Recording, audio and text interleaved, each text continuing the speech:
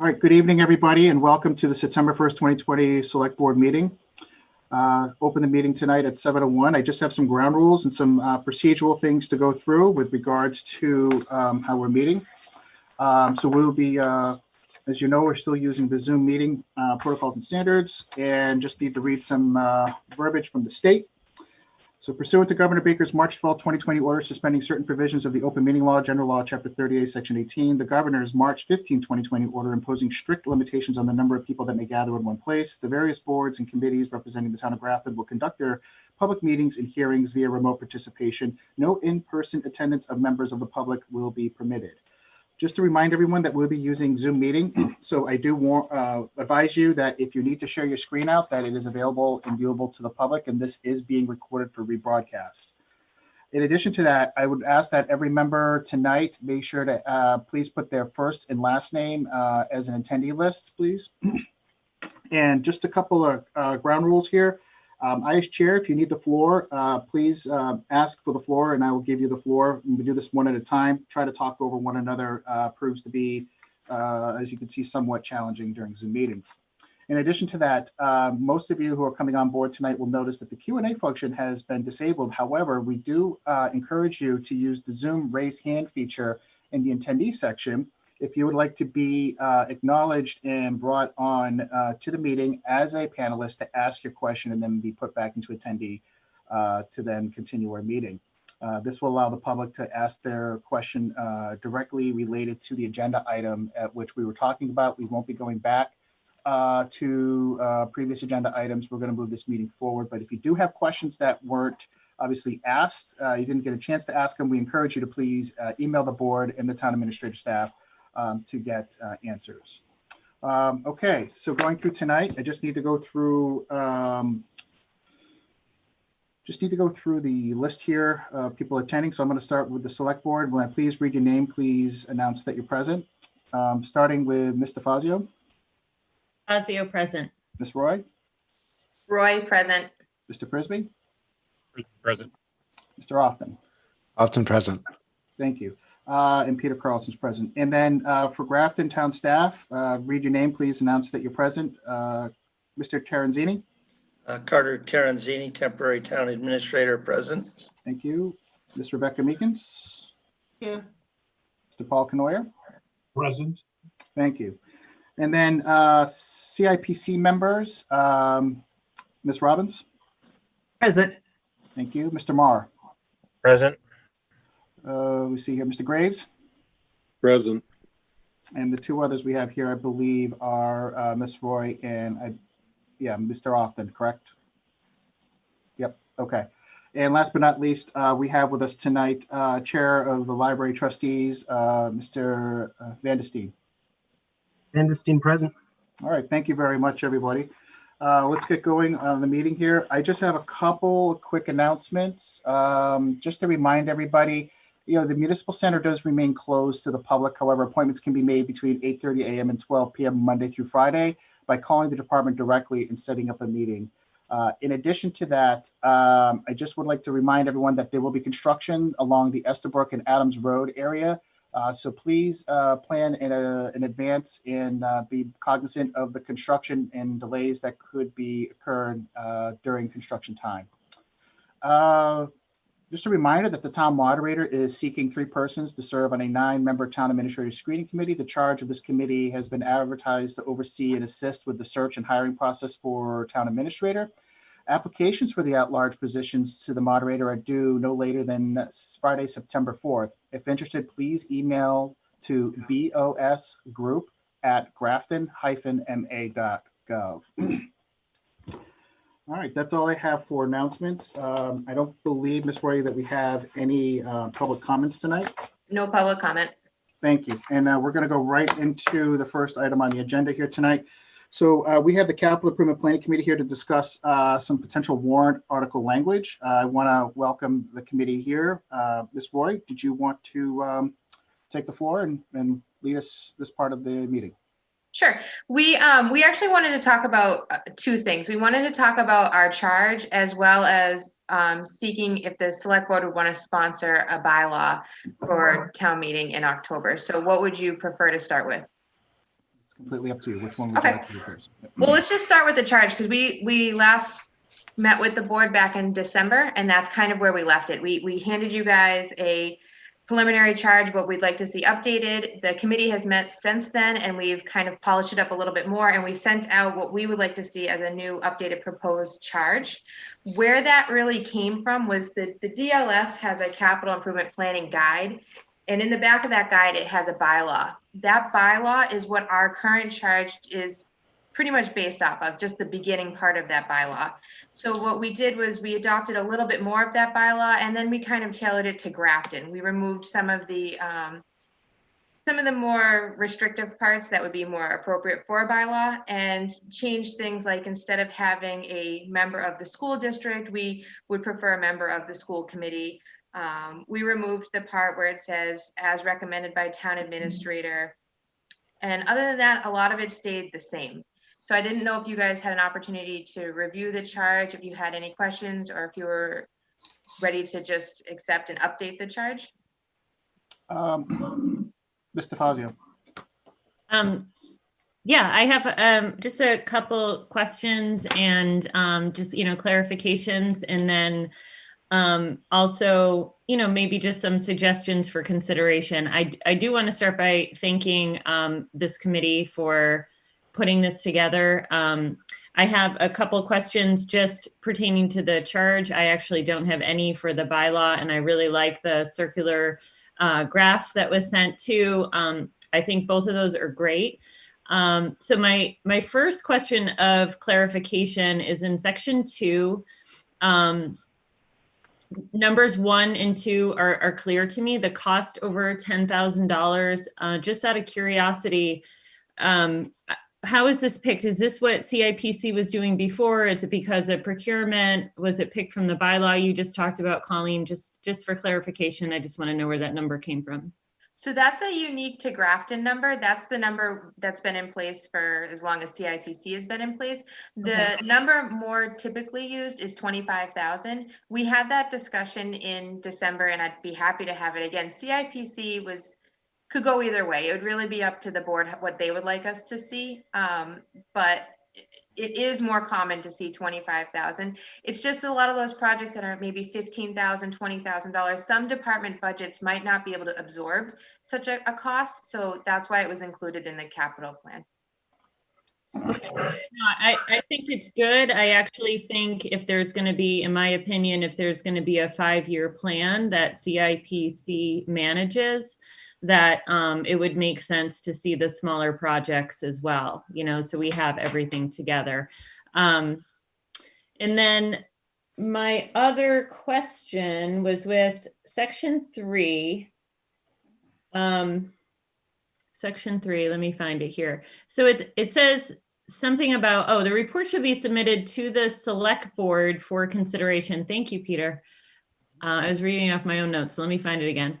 The report shall be submitted to the select board for consideration and approval. So I just want to be mindful that, per our charter, the town administrator is responsible for the capital plan.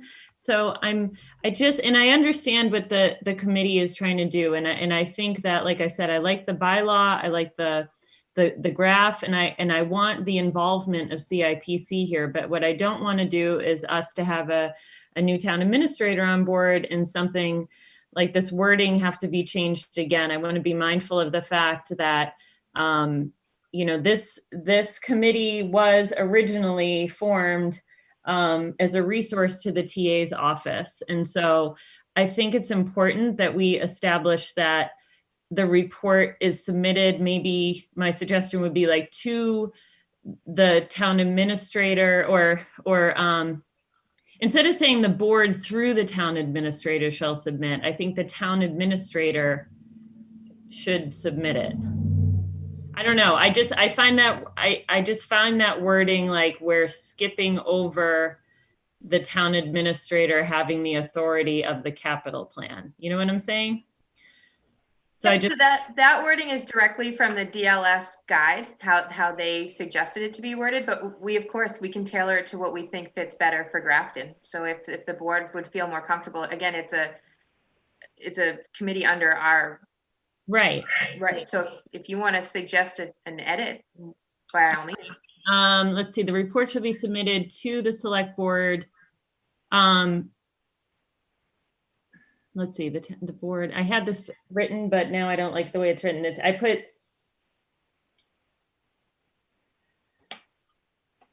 Mr. Chair, 1 second, Mr. Upton. I think just give Mr. Thank Fazio you. a I'm second. almost done. The board, instead of through the town administrator, I think it's something saying the town administrator shall submit its approved capital budget and not put the board through the town administrator. I think that's where I get kind of hooked up on the wording there.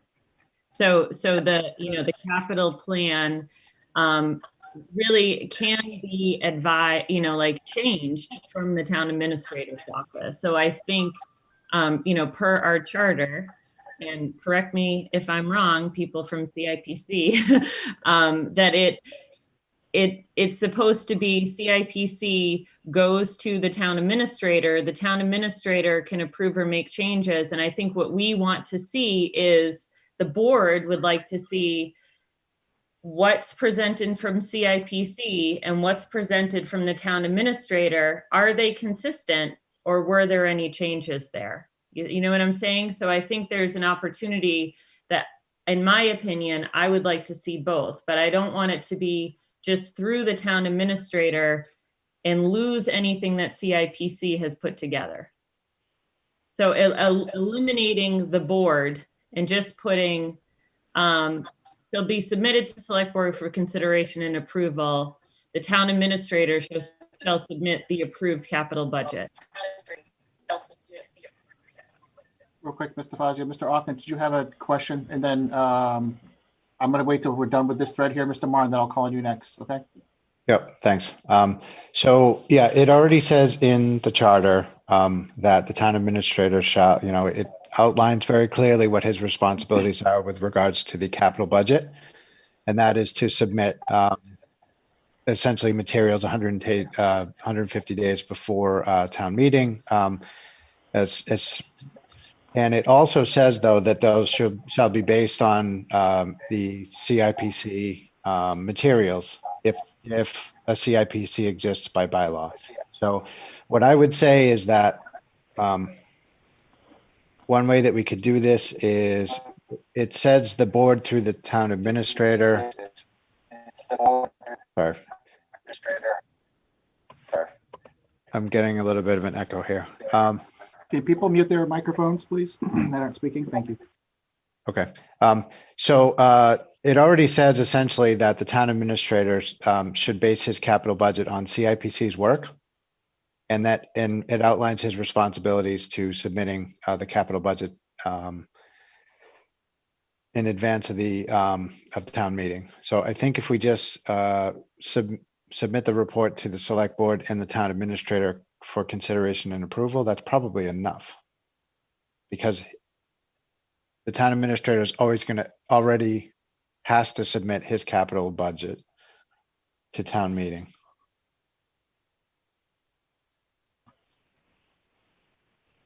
So if we just take the last sentence out in that paragraph and say the report shall be submitted to the town administrator and select board, I think that then CIPC's job in terms of the capital budget is done at that point. Mr. Austin, is this a sentence you have referring that right here, this last one? Yes. And so the previous sentence that we'll keep will say the report shall be submitted to the town administrator and select board for its consideration and approval.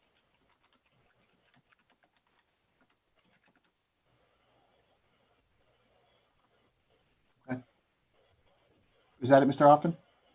Yes. Thank you. Mr. Marr, did you have a next question? I just wanted to clarify that those last two sentences as written are verbatim from the current charge. So this is not a change from the current committee. So yeah, I agree that it makes sense. I just want to point out that that was not a change made by the committee. So I as a member, I'm happy with that change. Mr. Marr, you're still on mute. Oh, hello? Can you hear me? I can hear you. I just wanted to make sure you're all set before we moved on. Okay, could you hear my comments before? Because I unmuted, but it didn't sound like you heard me. It looked like you were talking a little bit more, maybe it's the delay, but we heard you about the charge. The old charge used to have the same language, the last two sentences verbatim, but then I Okay. kind of wanted to make sure we captured that last part. Yeah, I'm fine with this change. Okay, thank you. Who had their hand up next? I'm sorry. Mr. Fazio.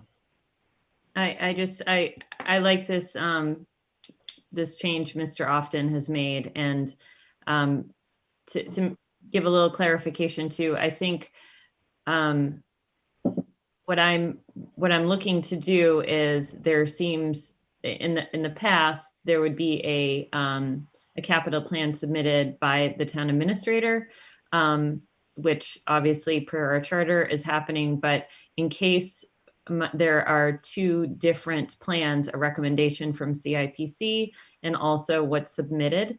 That's what I was trying to clarify in that sentence too. And I think taking that out, that last sentence out does just that. So thank you all for your clarification. Any other questions? Mr. Graves, did you have a question? No, I'm good. All right. Mr. Prisby. I'd like to hear from some of the members of CIPC about whether or not this addresses one of the issues we've run into over the past few years about which projects precisely are going to the CIPC to begin with. I know that over the course of the past 7 years, there has been some frustration expressed by members of CIPC when certain projects don't even make it to the list, and they seem to be taken up outside of the scope of CIPC. So is that something that we've addressed here, or is that something that we're going to talk about further on down the road? Anyone from CIPC? Mr. Marr? And then Mr. Graves. Basically, that is covered in the proposed bylaw. But it is not part of it. We felt that that was more appropriate in a bylaw than in the committee charge. Thank you, Mr. Marr. Mr. Graves? I'd actually draw attention to the second sentence in section 3, where it clarifies it's a 5-year capital improvement plan with comprehensive view of all current planned and required town capital spending. So that was intentionally inclusive to open the door to including projects that may have been filtered out before. It's not definitive in how it would be done, but as this is the charge, it makes it clear that that's the remit of this committee is to consider that full scope of activity. Okay, thank you. Yeah, fair point. Okay. Any other questions?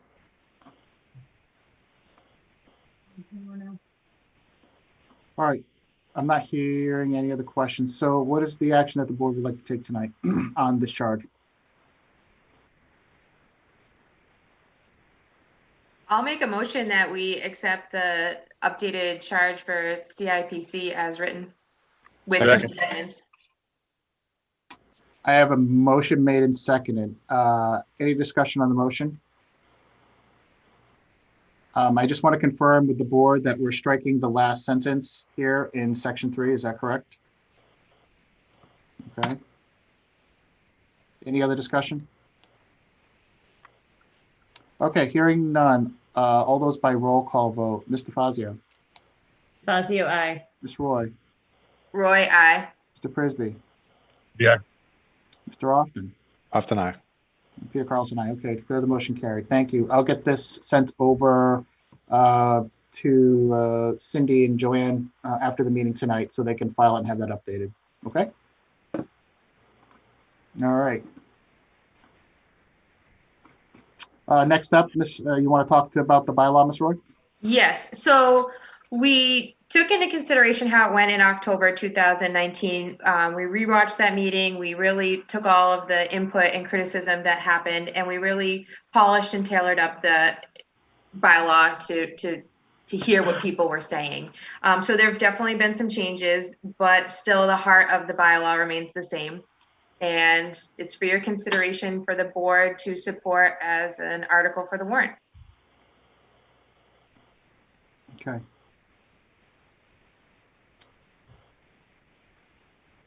Does anyone have any questions?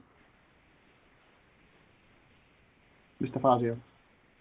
Mr. Carlson, or Mr. Chairman, if you scroll down, was there something about a date on this? I believe that was in red. Yeah. I just want to know, should we add a date to that? Are you saying the select board should add a date, Mr. Fazio, or the CIPC should recommend the date? Either or. I'd like to hear from CIPC if they would like to add a date. So CIPC was pretty split on adding a date. The previous bylaw had dates included, and that was going to help, to Mr. Frisbee's point, and make sure we were getting the information we needed in a reasonable amount of time so that we can do the prioritization and ranking of all of the projects. But the board, or CIPC, was pretty split, so decided that we would just bring it to the board, and since you guys would hopefully be sponsoring this, see how you would like to see it tailored, either included or not. Any questions or comments? Mr. Often. I'd like to hear from Mr. Terenzini. In terms of the capital process, obviously, one of his first comments to us was that the capital planning was happening now, essentially, or should be happening now in the budget season. So I'd like to hear what his experience has been with other towns. So in general, I've seen the capital program delivered somewhere in the early November to mid December time range, so that the select board starts to get a chance to envision what might be coming up, and the town administrator has some time to work with it.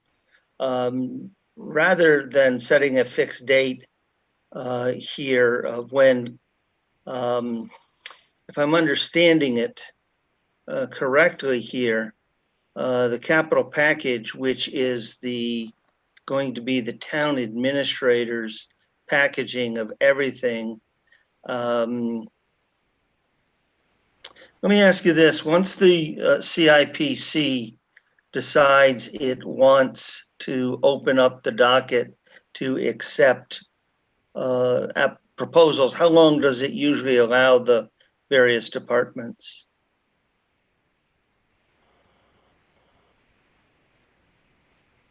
Historically, that is not how it's happened in Grafton. Okay. So I don't mean to take up the board's time, but might I ask, what I'm used to is the CIPC sends out a request to all the departments for projects, and then they make a report. Might I ask how it is done in Grafton? Historically, how it's happened is the town administrator holds a capital summit with the department heads in around August usually, where they make all of their submissions. The submission forms don't always make it to CIPC. When CIPC first started years ago, 8 or 9 years ago, they made it there, but as the years went on, submission forms stopped making it to CIPC for consideration. And what ended up happening was the town administrator created a capital budget and a 5-year capital plan and handed that to CIPC around February for kind of an up or down vote, and to ask any questions on what the plan that has already been created was. But there was no prioritization or ranking for CIPC to do at that point. I must say that is the reverse of what I've seen in the several other communities that I've worked in. I'm not saying it's wrong in any fashion. Please don't misunderstand me. How much time, assuming for a moment that the town administrator were to have his summit in early August and the CIPC was to get everything by September 15. Does that provide an opportunity for the CIPC to meet with various departments, vet it, and deliver its recommendations by November 1? Mr. Carlson, I'm going to ask that you answer that because you would have. I'm gonna have Mr. Marr answer that first, and then I'll be more than happy to answer that. Mr. Marr was going to ask Mr. Carlson to answer that as the most recent person available that actually did the ranking as part of the CIPC. That actually came up in our discussions during that. Is like, no, you were the last person that we could remember that actually did the actual ranking in CIP. So we're going to ask for your feedback on that process. I apologize. I was watching the participants. Carter, could you repeat the question one more time? Just so I can answer it precisely. So assuming for a moment that the CIPC was to deliver its report somewhere in a November 1 to November 15 timeline, so that it's public, the town administrator can take that into consideration as he finalizes his budget, those rankings. I was asking the CIPC if they got the package from the town administrator by 15 September, if that 45 days to 60 days would give them sufficient time so that they were able to review all of the submissions, vet those that they wanted to perhaps talk with the department heads, and then submit their report. So when this was working in its years ago, when I was chair of this, we would get those requests, in or about that time frame, maybe a month later, and it gave the committee an opportunity to put its packet together, discuss what was being requested, and then upon invitation of department heads or people who are requesting capital projects, it allowed them to come in and answer questions from CIPC. And then when CIPC was pretty much got all the information they needed, they go through that evaluation process. And typically in the heyday when we had this running, which I thought was very well, we would have that done, wrapped up no later than the end of February with a report, with an analysis and a recommendation to the town administrator, the select board, and copy the finance committee and the school board. So what I'm understanding is that in submitting a budget, the select board would like to see side by side the recommendation of the town administrator and the CIPC, so they can compare and contrast those and understand why perhaps an item was put in that they had maybe had a lower ranking, or why something they had a higher ranking was not put in. Is that? And bear with me. I'm trying to learn the ways as quickly as I can. If the CIPC will let me answer that, historically what used to happen was we would take the recommendation of the list from the town administrator and we would generate our list, but then through a meeting with the TA or the assistant TA, we would go through what our recommendations are with justifications. And then because it's an advisory nature only, right? So this list really doesn't have, any like statutory teeth to it, for lack of better words.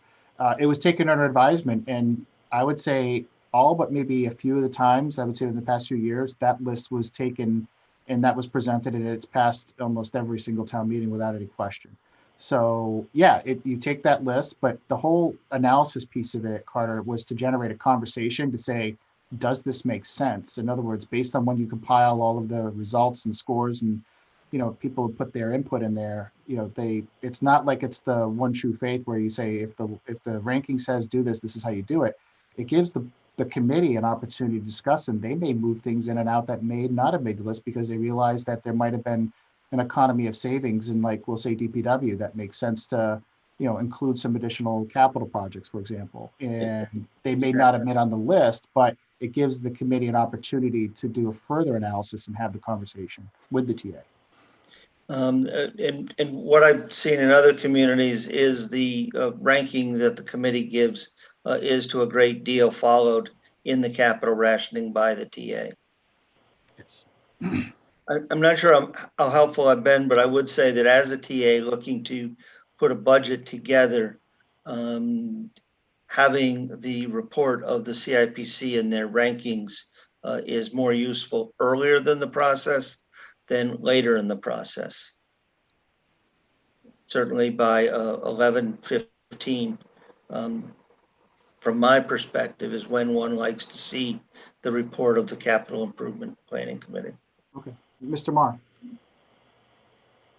Yeah, so as we were talking about this, we were looking at the town administrator having to provide the capital plan to the finance committee by February 1st, based on charter and bylaws. So 90 days before that would put us around November 1st. So that's kind of where we were thinking with the 90 days before deliverable in that section. And we put 90 days before deliverable as opposed to a specific date, because the date that the TA is supposed to provide the package is written as 150 days before the start of the fiscal year. So we wanted to keep the same days before rather than a specific date. Any other questions?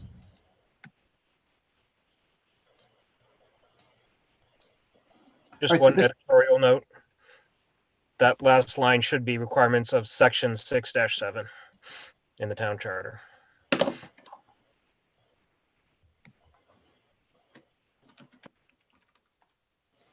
Is there any other questions anyone has? Any direction that they want to take with this? Are we answering this tonight? Do we want to bring this back to a next meeting next week? Do people think about it? Or does everyone have a reasonable idea what they want to see for warrant language? Mr. Chairman, if I might. Sure, Mr. Terenzini. I find having fixed dates in these things best, rather than 90 days before X.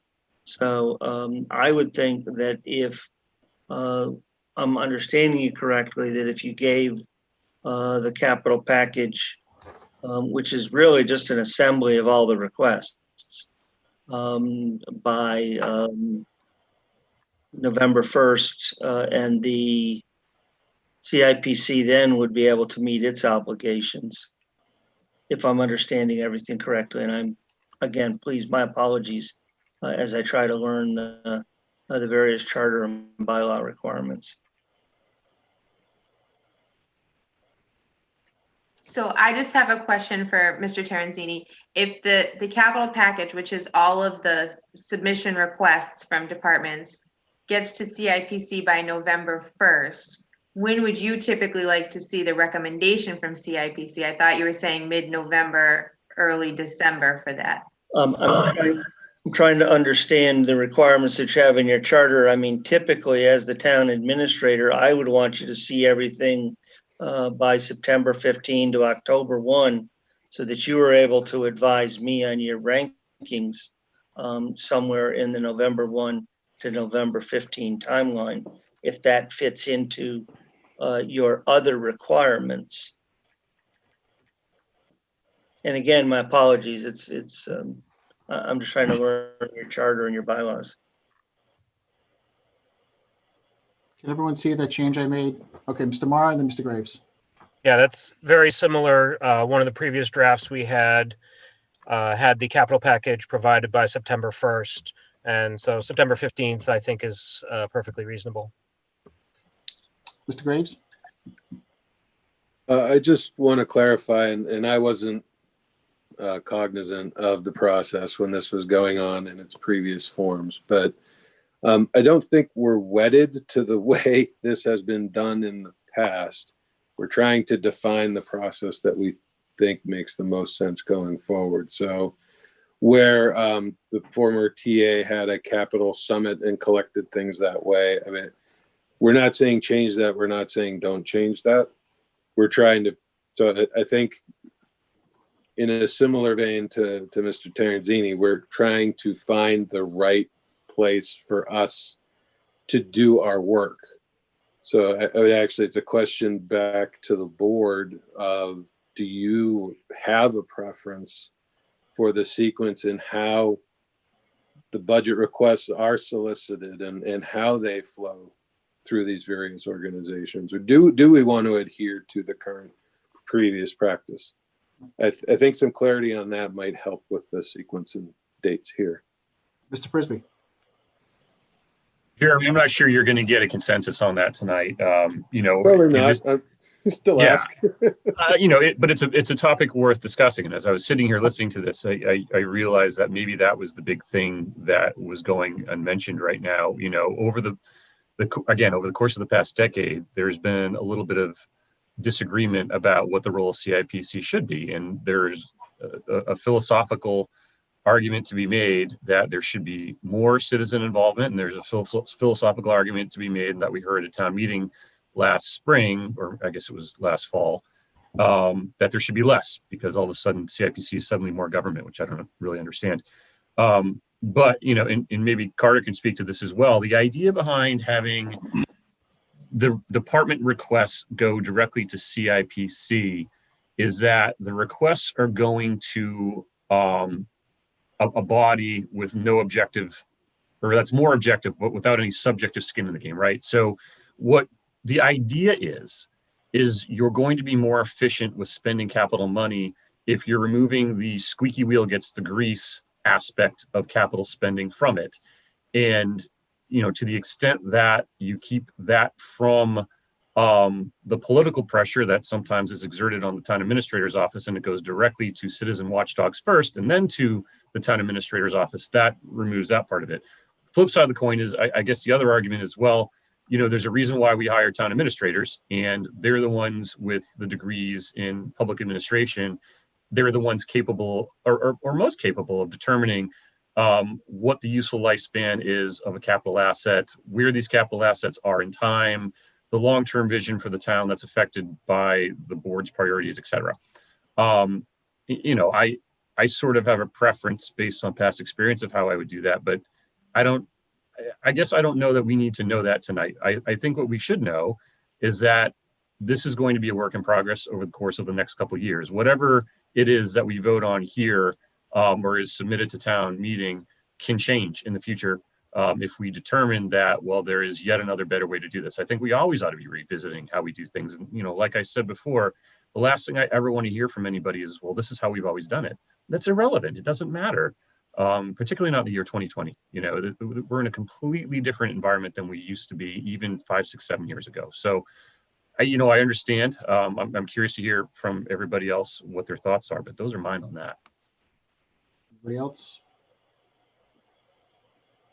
Mr. Terenzini. So I'd like to add one suggestion and then respond to Mr. Prisby's question.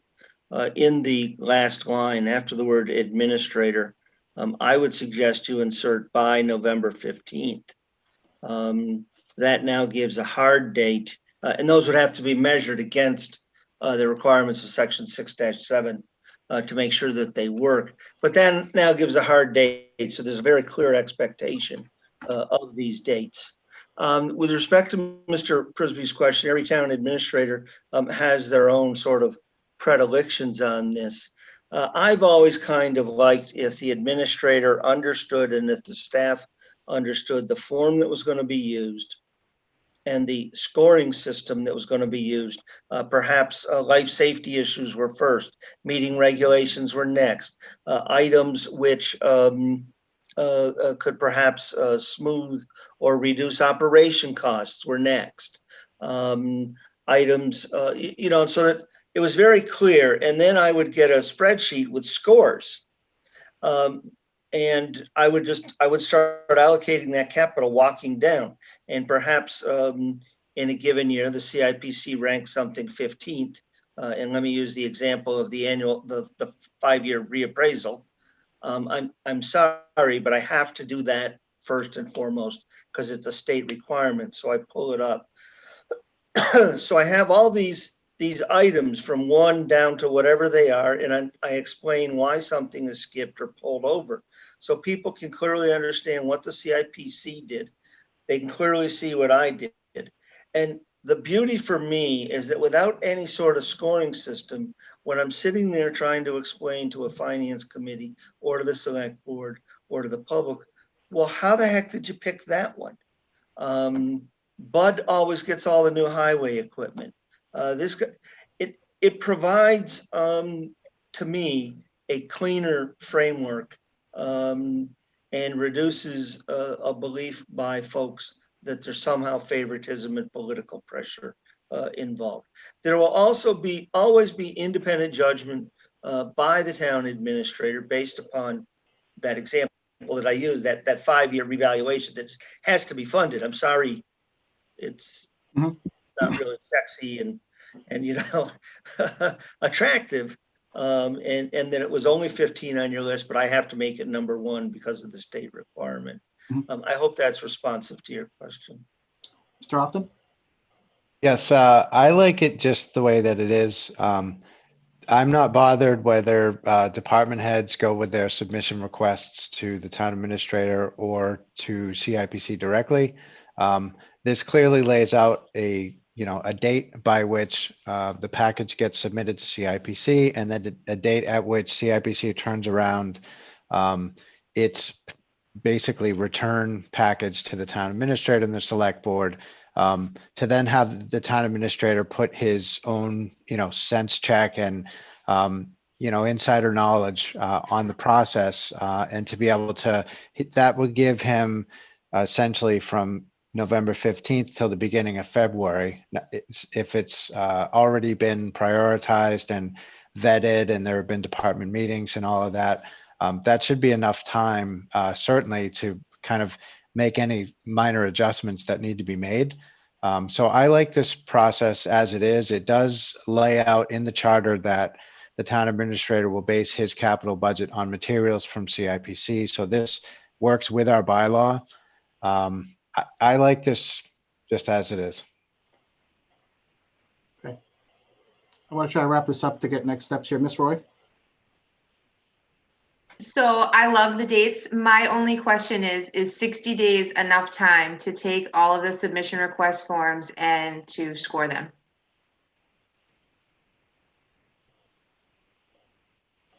I guess I'm looking at you, Peter, because you're the only one that's ever done that in this group here, besides Mr. Terenzini, possibly. So I could tell you that, scheduling meetings and getting a quorum, because you have to have 7 people, and then, coordinating with department heads on availability, I think 60 days gives you less flexibility. Whereas in the charter, you need to have it in by X amount of days. And there's a hard set date in there. Whereas I think if you went from November 15th to, for example, to December 15th, that's 90 days. I think that's more than enough time, because you're not looking at the full 5-year plan and evaluating that. You're only looking at the current, the next FY capital plan, or things that are pulled out of the 5-year plan, or if anything else has to be slipped in there for, emergent things, because that comes up. To Mr. Terenzini's point, 90 days is enough to meet, discuss, compile, and report and be done. Don't let it drag on all the way like 2 weeks before town meeting. Mr. Fazio. Yeah, Mr. Chairman. So you probably remember a decade ago that I sat on CIPC with you and also did the weighted scoring. And to my recollection, the way we handled it is we had our weighted scoring sheets. We had things like, public safety weighed more than, an education might weigh more than other things. And so we'd have it all, and we would take a look at all the capital requests. And if it was DPW, for example, we'd pull all of their requests, have the DPW director come in and talk about all those requests. And they would sometimes have photos of, fleets that needed to be updated, or other projects that needed to be done. And they sort of, we interviewed them and asked questions. And many times a member of the town administrator's office would be present too, and some of those bigger capital projects would actually be not necessarily involved in the conversation, but just there in case we had questions for that office as well. And I to my recollection, booking 1 or 2 departments per meeting, we were able to then independently go and do that scoring, come back, plug all the scoring in together. And we were typically at that time all on the same page, or very close to what our recommendations would be. So I think the time frame is good. I think the process is good. I think that I would like to see the submission sent directly to CIPC and copied to the town administrator and also, and I mentioned this earlier, to see if there's if the final submission is the same, or if there were any changes made by the town administrator's office. And as Mr. Terenzini stated, just so the board is clear on, oh, something came up that's a state mandate or something like that, and this is why we changed it, and CIPC knows about it, it's been communicated, it's now in the 5-year plan as this, so all the priority items got knocked down to the following year, but here's why. And just so we have a full picture of what's going on as well. But I agree, the process as is, I think is good. Anybody else? Ms. Roy? Do you think we could just change the delivery date to December 15th, just so we have that 90 days? I know Mr. Terenzini would prefer that, but I think in the beginning he did say anywhere between November and December 15th. And because we don't have a system like this in place yet, I just would like to give us as much time as possible for the first couple of years. And we can always revisit it later. December 15th ends up being too late. Okay, done. Any other questions? Mr. Marr? Just one thing that we brought up in the discussion is that this will not apply for this current budget cycle because the bylaw wouldn't be able to take effect until after a town meeting. But if the board wanted to do this process in some form, we could do something like that this year. But we're looking at next year's budget cycle for the majority of this. Okay. Agreed. Any other questions? Ms. Robbins, is there anything you would like to add? No, I'm very comfortable with the dates. Since I represent the Finance Committee, I think they will appreciate very much that we will be seeing the capital plan beginning of February. That would be very helpful for us. That gives us an opportunity to really analyze it. And then as we do our public hearings, we can ask all of the departments if we want questions beforehand. So yes, I'm happy with the dates. I think that gives us plenty of time. Great. Thank you. All right. Okay, I think we've got a draft here. So I don't think we need a motion to add this to the warrant. So the select board can sponsor the article and then we vote on the warrant, I think in a few weeks or until they have time to prepare it. But before we move on to anything else, are we all good here? Just give everyone else one more opportunity before we say thank you to CIPC. All right, I consider silence as acceptance. Thank you. So I thank the CIPC, Greg, Jeremy, Sue, thank you for coming out tonight. Again, appreciate all the work you do. Thank you. Thank you. Good night. Night. All right. Okay, so next up, if it's with the board's permission, I'd like to take one thing out of order tonight. We have Mr. Vandestein here tonight from the library. He would like to discuss under discussion B, a fine-free library for 2021. And I want to thank Aaron for coming out tonight. Thank you, Mr. Carlson. I appreciate you bumping me up in the agenda tonight. As Mr. Carlson stated, I'm Aaron Vandestein, current chairman of the Board of Library Trustees of Grafton Public Library. And so I wish to come to before you this evening to declare that the library trustees, upon the grand opening of the library in 2021, that we wish to do so fine-free. So we're really excited about this. This is following trends from larger cities like Chicago, who I believe collects somewhere in that order of about $7 million in fines every year, have gone completely fine-free. And in Boston, in our own state, has gone fine-free, as well as other towns in the Commonwealth, such as Shrewsbury, and most recently in the news, Worcester. So this initiative is brought to you with an abundance of support from the Mass Board of Library Commissioners. We feel that going fine-free is really a great gift for Grafton for not a lot of money. And we feel it'll provide, much needed financial relief during these uncertain times. Currently, Grafton collects about $7,000 a year, and approximately $6,156.50 a year is expended in administrative costs. Generally, research has shown that fines really aren't a deterrent for returning items on time. I know this isn't a great excuse, but people give it more often than not. People are just busy, and returning items on time is usually pretty low on the priority list.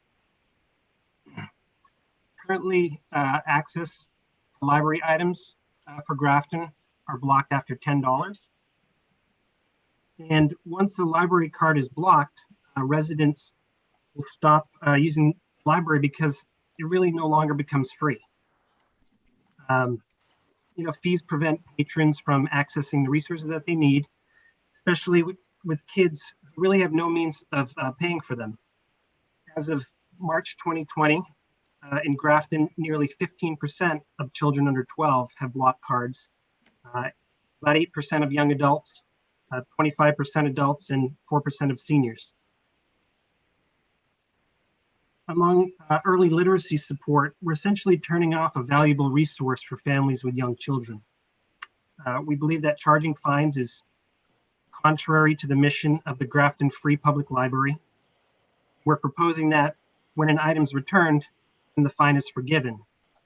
Studies have shown that when libraries have gone fine-free across the country, lost or unreturned items magically start coming back. So I'm reaching out to Grafton leaders, support the library trustees in this initiative. And on August 26th, the Finance Committee voted unanimously in support of a fine-free library. That was a big milestone for us. So a vote in favor of supporting this initiative will enable the trustees to move forward with developing a policy for our town library. Thank you. Any questions? Well, it's the board if they want to open up the questions. Mr. Van der Steen. Mr. Prisby. So, Aaron, thanks for coming in, and I appreciate that this is a progressive proposal and probably one that would encourage more people to use the library rather than fewer. So I think there's some merit to it.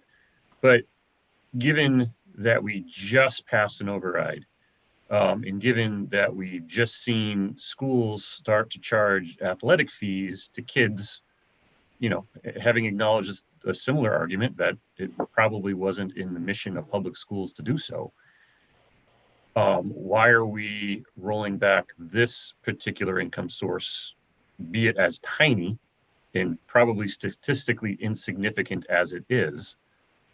How do we, I want to make sure the board is consistent. So how do we justify getting rid of this small income source, but jacking up another income source for maybe the same population?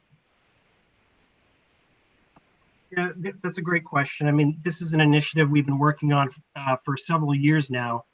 And, I apologize for only bringing it to the board's attention right now. And I think the reason why we've really kind of never brought it, actually, maybe previous trustees have brought it to the attention of the board before, but generally there's really, I find in Grafton, not a great time to be asking for, taking away an income source. But I appreciate that. The flip side, I wanted to bring to your attention that even though the amount of money is quite small, that we expend about the same amount to collect those fines. So, we felt that it wasn't really a good use of our librarians' time to be collecting those fines.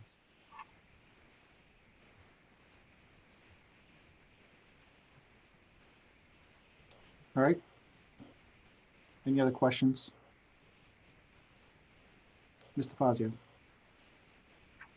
Mr. Chairman, we just have a hand raised in the attendees. Yep, I see that. Thank you. I want to make sure the board's got an opportunity real quick. I did acknowledge Ms. Turgeon wants to ask a question. I guess my question here to you, Mr. Vandestein, is I'm looking at a net income loss for FY20 year to date with the given fines today. And I'm looking at the net income, over the past few years.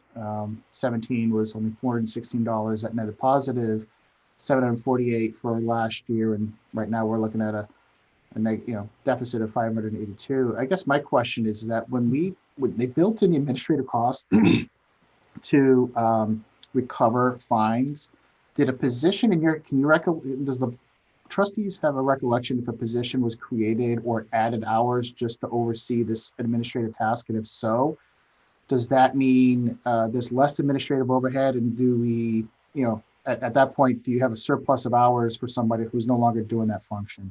And then what do you do? Yeah, certainly the time and effort and money expended in collecting these fines would be given back to the library director's discretion to be used for better activities at the library. All right. Does anyone else have any questions? Mr. Hoffman. Yeah, just quickly. Did I understand you said the fines would still be in place, but they would be forgiven when items were returned?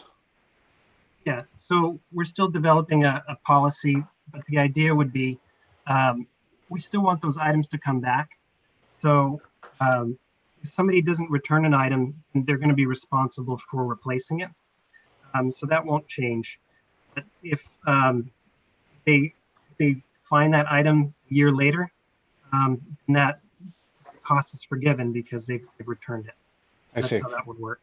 So the cost of the administrative overhead doesn't go away necessarily. Well, because you're still tracking it. You're still tracking it, and you're charging for lost items and whatnot. Yeah, the administrative cost isn't. We factored in is more surrounding discussions of a few dollars here, and also discussions of blocked cards, things to that effect. But you're right, absolutely. Okay, thank you. Ms. Roy? Once the new library opens, will there be opportunities to generate revenue by renting out spaces or rooms for functions to help offset this cost? Yep, absolutely. I haven't seen a policy come across my desk yet to determine how something like the function room will be used and how we intend to charge for that, but absolutely. Okay. Anybody else have any other questions? All right, we do have one member of the public who's an attendee, Ms. Turgeon. I'd like to come in and ask a question. If we can promote her to talk, that would be great.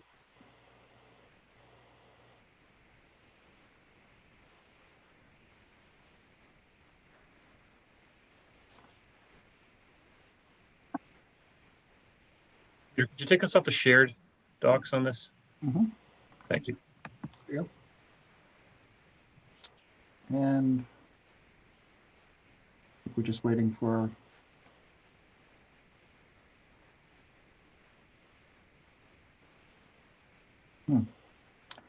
there she is. Good evening, Terry. How are you?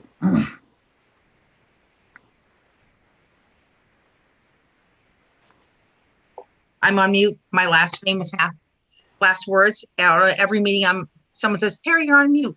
So Peter, thank you for allowing me to join your meeting, and let me ask a couple of my questions. Do I have the opportunity to ask more than one?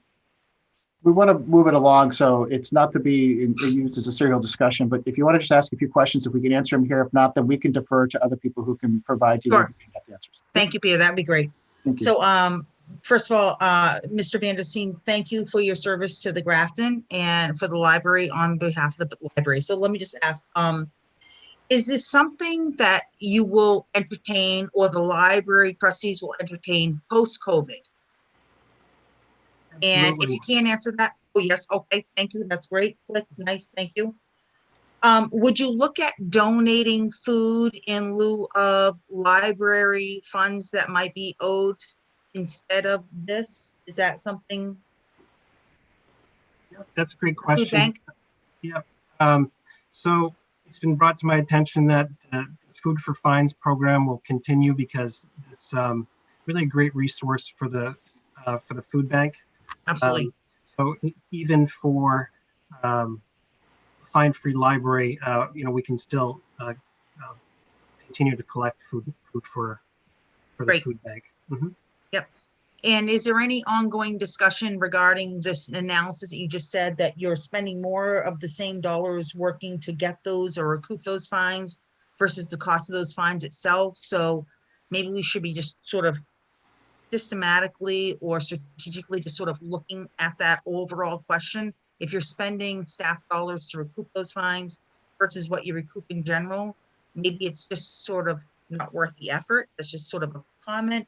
And then secondly, will this increase in the overall revenue not recouped, $4,000 to $5,000, result in the library, Grafton Library budget being increased by the amount of $5,000 to $7,000 moving forward for taxpayers? No, we don't anticipate increasing the library's budget to recoup these costs. So you're saying that the overall Grafton Library budget will not increase by the amount of anywhere between $4,000 to $7,000 as a result of not recouping fines. Correct. Okay, great. Thank you. Thank you. I appreciate that being put on the record. Thank you, Peter. That's all I have. Thank you. Have a great evening. You too. All right. So asking the board here if they have anything else, want to take action tonight?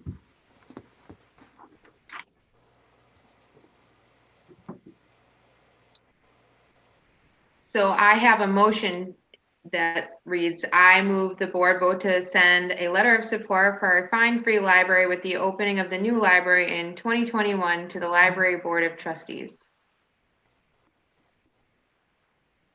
I have a motion. Do I have a second? Second. Motion made and seconded. Any discussion on the motion? Mr. Prisby. So, like I said to Aaron, in theory, again, this is a good progressive idea that ought to encourage people to read more, and any idea that where that's the premise, I think ought to be supported, and to say nothing of the disparate impact that, penalties have on, poorer families who might be using the library. But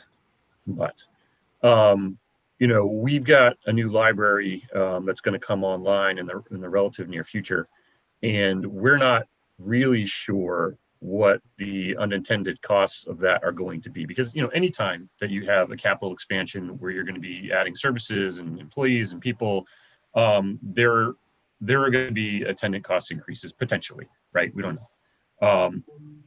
I think if this came back maybe at that point, once the library's been open for a year and we have a better understanding of operating costs, then I might be a little bit more comfortable with this.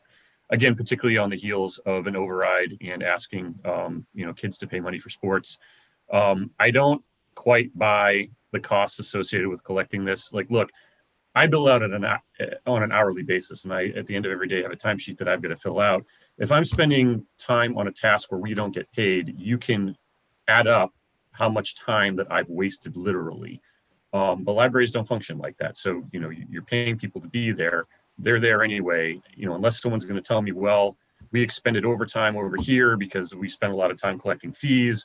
Then, I'm really looking at the $6,000-7,000 number that we're losing and not a negative $500 number. And I can't in good faith look at Grafton taxpayers right now, as we sit here right now, and say, that's, $7,000 a year that we can lose, because we really can't. Every little bit counts. And I think we ought to be consistent about that. But again, for me, were this to come back in the future, I would take a good look at this with fresh eyes, understanding the intent and understanding that this is probably a good idea over the long term. I'm just not there right now. Any other questions, Ms. Roy, and then Mr. Fazio?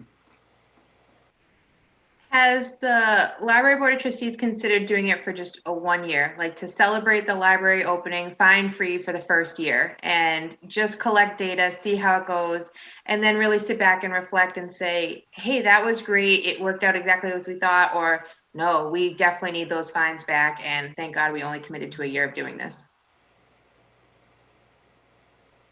Yes. So, and that was also the recommendation of the finance committee as well, is that if we were to go fine free, to possibly do it for a year, and take a look and kind of see where we're at after a year, because you're right, it's something we've never done before. It's something that we've only talked about, and in reality, it could be something very different. So I do appreciate that, and it is something that we had talked about. Our intention was to go fine free, going forward. Mr. Fazio? Thank you, Mr. Chairman. Yeah, so my perspective kind of falls in the middle, ironically, of Mr. Prisby's and Ms. Roy's, where I have a different perspective in the sense that I think this is a good idea. I think putting a timeline on it in the midst of a pandemic, I feel like having a real, free public library with no strings attached during a time of a lot of remote learning, less access to books and materials that families may need in town. It's, something that the demographic, it has something for everybody. And we are, we're in a transitional period with our library being built.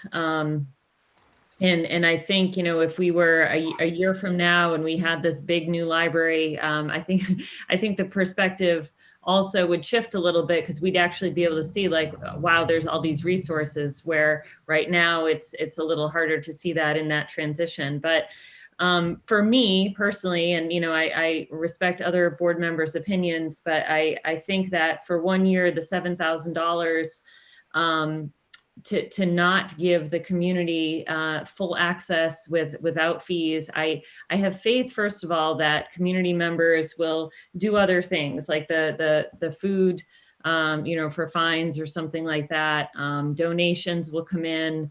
And I also think that, we as a board, yes, the athletic fees is a great example, but we've made other decisions, such as hiring a temporary town administrator. And so, I don't want to just start nickel and diming all our decisions. And so I am in support of this effort if it had a timeline of 1 year and a reevaluation at that point. Any other discussion, Mr. Alston? Sure. I'll just, I guess, weigh in. I am uncomfortable with the idea of this right now. But I do like the idea overall. I see that there's significant public benefit to implementing this. I guess to say that the library is not free if we don't implement fines, I don't know if that's necessarily the way that I think about it. It is a free library. You have access to all the materials and books and spaces and all of that. It's incumbent upon the people that are using those facilities and borrowing things to return those. So I am sort of in line with Mr. Prisby in that I'd like to see this come back. I think it's a great idea, but I'd really like to see what the operational impact is going to be in a more kind of robust way before I'd be in favor of it. So in principle, I am, but not right now. Any other discussion?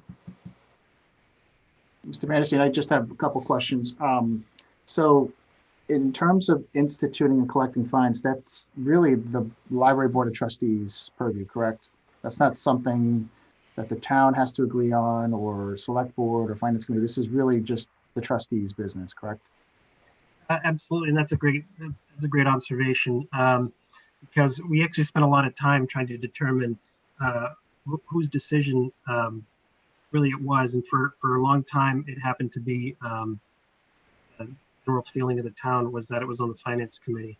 So we brought it to the finance committee first, and I spoke to the new chair, and he discussed with me that you know, for all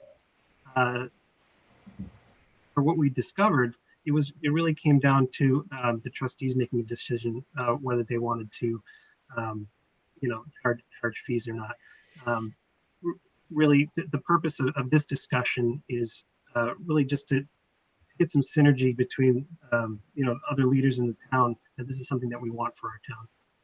So I think then the response to the answer to that question is great, because I think what you're looking from, you know, from us and me in particular too, is you're looking for just to sign on to support this initiative. And however long you decide that you're going to implement it, whether it's in perpetuity or to some of the suggestions tonight that you have a fixed timeline, you could always make that adjustment and you wouldn't really necessarily need our support for that. But just to have it in general, I guess, regardless of what the duration is, you know, it's really on the trustees' decision. And I would think that, you know, in light of, you know, the commentary that we've heard tonight from the select board, that, you know, I think you do so just under the whole visibility part and the optics of cutting that out. And then, you know, there is going to be some sort of operational increases in costs of running the library, maybe not necessarily staffing related right away. But I think that that's something you're going to have to address at that time when those requests come through. So I think that I feel that you guys have done a really good job on preparing information. The analysis was great. It makes sense to me. And, you know, personally, I would be in support of supporting a fine-free library. How it gets implemented or how long it's going to be, I think that's completely up to the library board of trustees. And then you'll have to contend with that going forward. All right. Does anyone else have any other questions or comments? Okay, we have a motion made and seconded to the board here. So all those by roll call, please, in signing on a letter of support. Mr. Fazio. Fazio, aye. Mr. Prisby. Prisby, nay. Mr. Often. Often nay. Ms. Roy. Roy, aye. Mr. Carlson's aye. Okay, declare the motion carried 3-2. All right, Mr. Vandersteen, thank you. Good luck. We look forward to seeing how this goes and how the trustees manage it going forward. Thank you for coming in tonight. Thank you all. Good night. All right, thank you for that. So moving up, going back to schedule under B, we have Mr. Canoia here. Thanks for hanging out. So we have a couple of items here that are being proposed to us. So vote to sign for Chapter 9 reimbursement requests related to Main Street project. Mr. Canoia, if you want to take the floor and go through some of this for us. Sure. So as I hope everyone's aware, for almost, by the time construction starts, it'll be about a 10-year planning process. The $10 million improvement project from Main Street, from Cumberland Farms to the Sutton Town line. As part of the agreement with the state, with MassDOT, I should say, the town agreed to pay the engineering costs for that project. So we signed up with VHB several years ago. We've used Chapter 90 to fund those expenses.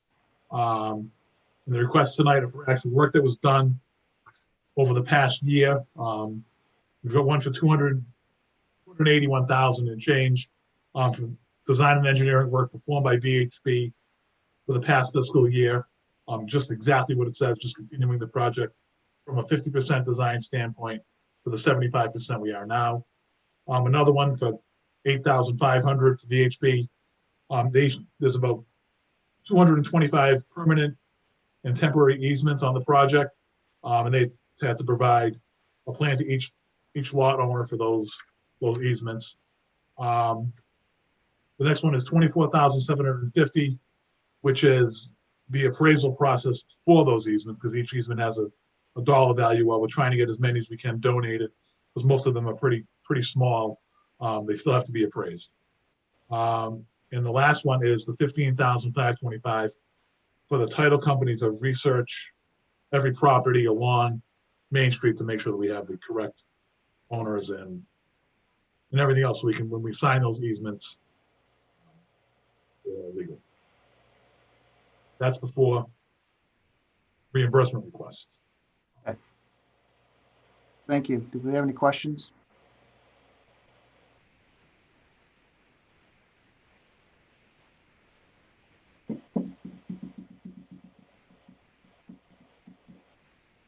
All right, not hearing any questions. Can I have a motion?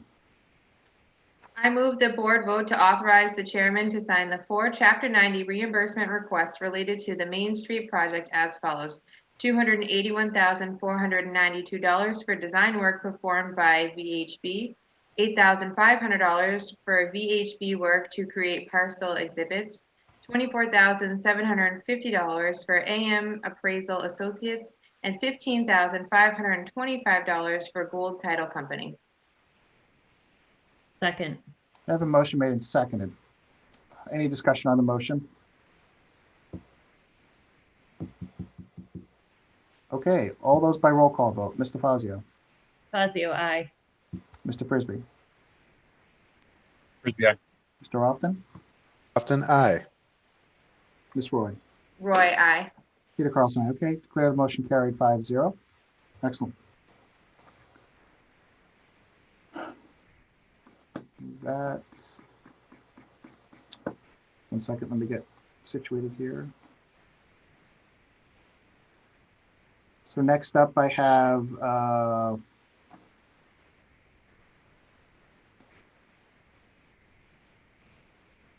1C, vote to sign Chapter 90 funds requests, work related to engineering design of Stowe Road Culvert Replacement Project. Mr. Canori, want to give us just some background on this one? So that's a project we've been working on for about a year. The culvert over Stowe Road that carries the Misco Brook is deteriorated, so the road is now 1 lane. We started about a year ago getting engineering and design to replace that culvert with the hope of doing it out to bid and getting it done this season. They only give you July, August, and September to get those projects done. But the coronavirus and obviously at the beginning of the year followed up the timeline. So the engineering company recommended we waited, until next summer to bid it. This is just their work, getting all the approvals through Conservation Commission and just finishing up the plans. So the documents are ready to go to bid. We're just going to hold out until next spring to get it out to bid so we can start in July. Any questions for Mr. Canori? All right, can I have a motion, please? I move the board vote to authorize the chairman to sign the Chapter 90 fund request for the amount of $12,105 for work related to the engineering and design of Stowe Road Culvert Replacement Project. I have a motion. Do I have a second? Second. Motion made and seconded. Thank you. Any discussion on the motion?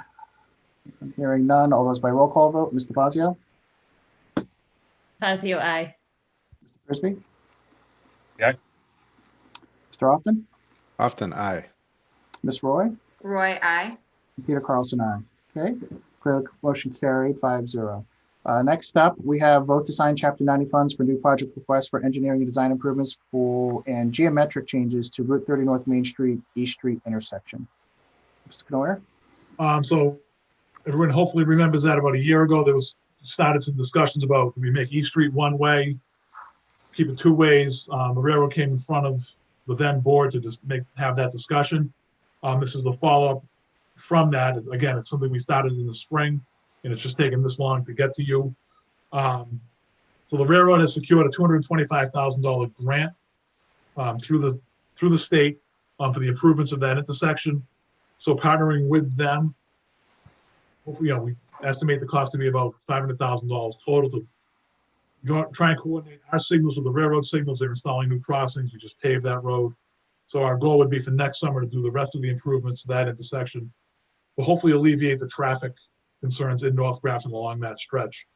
Right now, when the train crosses, if the signal turns, the gates will come down.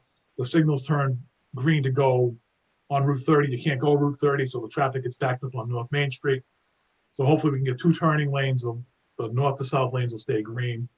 So with the new projects, we need to put the request in for the chapter 90. For the engineering, we're using the same firm that the railroad used for the initial design. So hopefully, reduce some of the cost. And when the engineering part is done, as this happens, we need to partner with the railroad with some sort of agreement that we will pay the funds, they will get the reimbursement, and then reimburse the town for the spent funds, excuse me. Like I say, it's been a 1-year project in the making, and this is step one, really, of getting the design work completed. So we use chapter 90 money for the design, and then go from there. Any questions? Mr. Fazio? Thank you, Mr. Chairman. Through you to Mr. Canoyer. So you said the grant is 225. Is that what you said? 225,000, and it's with the railroad, not with the town, with the railroad. The railroad secured the grant section. I can't remember the exact number. Some railroad grant program that the government offers. Okay, and that's half the 500,000. I just want to clarify. That's the approximation. That's what we best case design, because it includes their signals, the crossing signals, plus all the street sign, the red and green lights for their Bridge Street intersection and the Worcester Street intersection. So we'll all be coordinated and be able to communicate with each other. Thank you. Ms. Roy?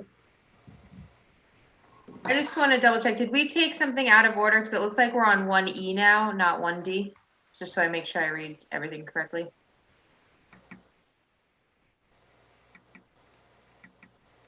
You're right. I did miss D. Sorry.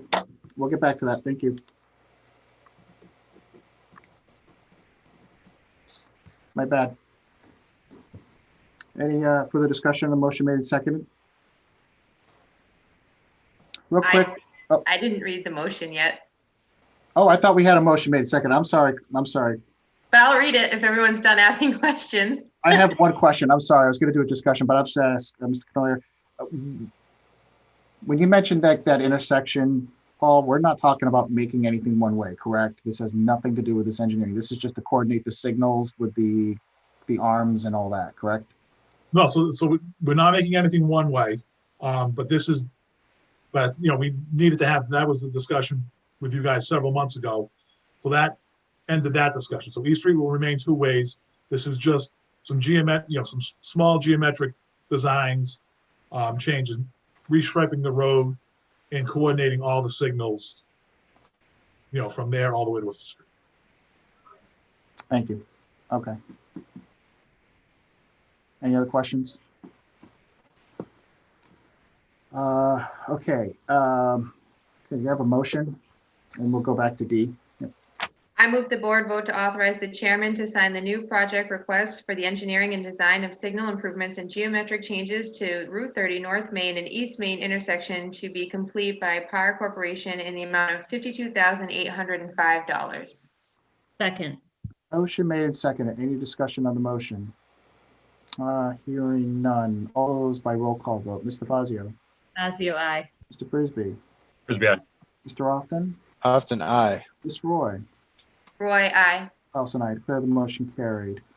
Sorry, guys, let's go back to D. Vote to sign Chapter 90 fund request amendment for construction-related services being performed by VHP on Main Street project. Mr. Canoyer, can we go back to that one? Yeah, so we were always responsible, again, like I said earlier, for the engineering for that project. So as the project closes out and the construction begins next spring, VHP will be providing us with just the construction phase services. I'm answering any questions, shop drawings, and that kind of stuff. This is certainly an expected cost that they had told us. Any questions? All right, hearing none, could I have a motion, please? I move the board vote to authorize the chairman to sign the project request amendment for VHB in the amount of $95,000. Second. Motion made and seconded. Any discussion on the motion? Hearing none. All those by roll call vote. Mr. Fazio? Fazio, aye. Mr. Frisbee? Frisbee, aye. Mr. Often? Often, aye. Ms. Roy? Roy, aye. Carlson, aye. Before we go any further, or if the board wants, I do have a hand raised in here. I didn't see Ms. Turgeon had raised her hand. I don't know if she's got a question on the Chapter 90 requests that we're approving tonight. I'm just going to bring her in to let her ask her question, or do you want to go ahead and finish with F and let her ask her question?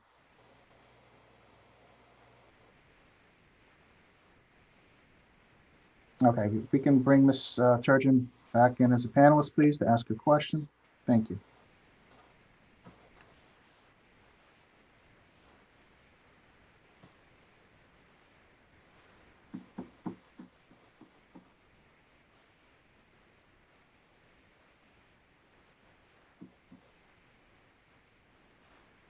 Welcome back, Ms. Turgeon. Sorry about that. Did not see your hand up. I think you're still muted. Peter, I told you that's my last famous words. I'm on mute. So listen, my hand's been up for the last 4 or 5 topics of your discussion, and I would just ask the Board of Selectmen to really revisit this forum. I am a member of the public, and I've had questions, and I know you have a different forum. You want me to come on live, and I'm happy to do that. Here I am. But I've had questions along the way, and it's not been recognized. So I'm wondering, what are you going to do to really engage the public in your conversations? Because, and Colleen, thank you. I'm happy to see your hand raised, but like I had questions regarding, fine-free waivers for a year. There was something regarding the Main Street project, whatever. Again, I didn't have a question regarding that, but if members of the public have these questions in much of the same way that I do, how are you going to engage them? I'm continually having my hand raised in this kind of public forum, but no one's watching that, and no one is saying, oh, and by the way, because now I'm 4 questions in, and you're finally recognizing that I had a hand raised 4 questions ago. So I would just really encourage you to put together a set of systems that allow public participation and are really watching this. I hope I'm not the only person in the town of Grafton who's signing on to this meeting. So if you could just ask your question, please. This is a new process. We appreciate your comments. No, my question is, what is your process for allowing the public to engage in public participation? Because I've gone 4 topics past and no one has recognized my question. So don't tell me you have a process, because you don't. Because I've been 4 topics in. So thank you. Ms. I'm Turgeon, done. thank you. Yep. Good. Sign me off. So Ms. Royce? I would just like to say I had this ready in case this came up. Open meeting law does not require that a public body allow public participation in its meeting at all. Rather, the law gives discretion to the chair of the public body to determine who may speak or otherwise participate in a meeting. And I can send that to whoever would like to see it, because it gets into further detail. And it sounds like we have already set our rules. If there are questions that you have, you can submit them ahead of time, and they will be addressed in correspondence or public comment. And real quick, before we go on, this is a new process. So I didn't see her hand up, my bad. More importantly, we're only answering questions tonight based on what the board is deciding on its agenda, and I think some of the back and forth going with another committee, I think some members may find it more reasonable to maybe engage with like the library trustees for a lot of those questions. It really doesn't pertain to the board. And I'm trying to do my best to keep, as chair, to keep the conversation germane about what is our business tonight. So I just asked the committee just to indulge me while we work through this, and it's a new process. So we're trying to move this along. So I won't belabor it any further. Unless anyone else wants to talk about it, we can go on to section F here under vote to sign client authorization with TEC Engineering Group. Mr. Prisby. Just a quick question. I partly blame myself there because I did see her hand raised, but it was right after she had already talked. So I wasn't sure. I think I kind of thought that was her earlier question. So if she gets recognized, does the hand raise function come right off of that, just for future reference so we all know? I would think so, Mr. President. I think we tested it. We didn't test it out, but we understood that that's how it worked. And I'll be honest with you, it may have gone down, but I didn't see it. So, and I kind of missed it. And I got a text message from Ms. Turgeon letting me know that she had her hand raised. So that's the only way that I visually knew that occurred. So that's on me. I should keep a better eye on the participants, and I now have that up and running next to my screen going forward. Okay. All right. Okay, so vote to sign client authorization with TC Engineering Group. Sorry about that, Mr. Canoyer. Do you want to go ahead and finish this up for us? Again, so Brian worked with TC Engineering Group. It stands for the Engineering Group, to submit a grant, which we've submitted. This is probably the 5th time we've submitted a small bridge grant. First time we've been awarded it. The grant was for $100,000 to the replacement of the Cronin Brook Bridge, which carries the brook under Fitzpatrick Road. Right now it's probably a 10-foot wide steel corrugated culvert, which is all rotted. The head walls are deteriorated. It's in dire need for repair. So we submitted the grant application for $100,000 for the design and replacement of that bridge, and this is authorizing you to sign that agreement with the engineering group who submitted the grant application on our behalf and enabled us to get this design work done. Any questions for Mr. Canoyer? All right, could I have a motion, please? I move the board vote to authorize the chairman to sign the client authorization with Tech Engineering Group. Second. Motion made and seconded. Any discussion on the motion? Hearing none. All those by roll call vote. Mr. Fazio. Fazio, aye. Mr. Often. Aye. Ms. Roy. Roy, I. Mr. Frisbee. Frisbee, aye. Peter Carlson, aye. All right, thank you very much. Declare motion carried. Mr. Canoyer, I think that's it. Do you need anything else? Certainly not. Thank you. Good night. All right, have a great night. Thank you, everybody. Moving on to resignations. First one we have up, retirement of Mike Mills as Deputy Chief of Grafton Fire Department.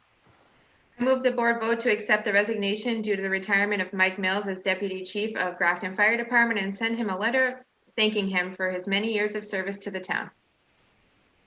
Second. Motion made and seconded. Any discussion on the motion? Mr. Frisbee. Just want to say thank you to Mr. Mills for his many years of service personally. And obviously, again, this has come up over the course of the past month or so. Hierarchy at the fire department is something we want to keep our eyes on always as we move forward here. Any other discussion? And Mr. Frisbee, I've known Deputy Chief Mills for over 20 years, and I want to personally thank him too. On behalf of the Select Board of the town of Grafton, we're very gracious to have had his many years of service on our fire department. He was instrumental in getting us the new Station 1 headquarters and some other apparatus over the years to assist with firefighting activities and public safety in Grafton. His service will be really missed, but everyone deserves a retirement. And I want to personally just thank him and all the other fire department members for that matter, but specifically Deputy Chief Mills for his many years of service. All right. Any other discussion? Hearing none. All those by roll call vote. Mr. Fazio. Fazio, aye. Mr. Often. Often, aye. Ms. Roy. Roy, I. Mr. Frisbee. Frisbee, aye. Peter Carlson, aye. Thank you very much. Next up, we have resignation of Robert Perla from the Disability Commission. I move the board vote to accept the resignation of Robert Perla from the Disability Commission effective immediately and to send him a letter of thanks. Second. Motion made and seconded. Any discussion on the motion? Just want to thank Mr. Perla for his time again, serving on the committee. Any other discussion? All those by roll call vote. Mr. Fazio. DeFazio, aye. Mr. Often. Often, aye. Ms. Roy. Roy, I. Mr. Frisbee. Aye. Carlson, aye. Thank you. Declare the motion carried 5-0. Okay, next up, we have some appointments here. We have Capital Improvement Planning Committee, Mr. Often.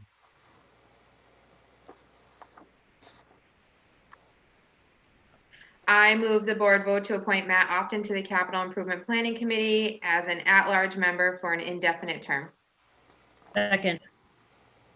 Motion made and seconded. Any discussion on the motion? Mr. Prisby. Technically an at-large member, or is it, do we have a seat? We have a seat. There is a select board member representative, and that is Ms. Roy today. Oh, okay. Okay. I just can't get away from it. I tried to get away with it, but I'm answering questions, so. Sorry. Sorry about that. My commentary there. Any discussion? Okay, all those by roll call vote. Mr. Fazio? DeFazio, aye. Mr. Often? Often I. Ms. Roy? Roy, I. Mr. Prisby? Frisbee, aye. Peter Carlson, aye. Mr. Often, I just wanted to see if you voted against yourself. That's all. That was my emphasis on calling your name there. All right. Thank you, sir. Sorry about that. Moving on, next, appointment select board for trustees of Soldiers Sailor Memorial, Mr. DeTomo. I move the board vote to appoint Bob DeToma to the Trustees of Soldiers and Sailors Memorial for a 3-year term to expire on June 30th, 2023. Second. Motion made and seconded. Any discussion on the motion? All right, hearing none. All those by roll call vote. Mr. Fazio? DeFazio, aye. Mr. Often? Often I. Ms. Roy? Roy, I. Mr. Prisby? Frisbee, aye. Peter Carlson, the motion carried. Thank you. All right. Next up here, we have, we don't have any appointments for town administrator. Under new business, I know you guys have been all looking forward to this one for a little bit. Vote to transfer deed for 25 Worcester Street to the Affordable Housing Trust.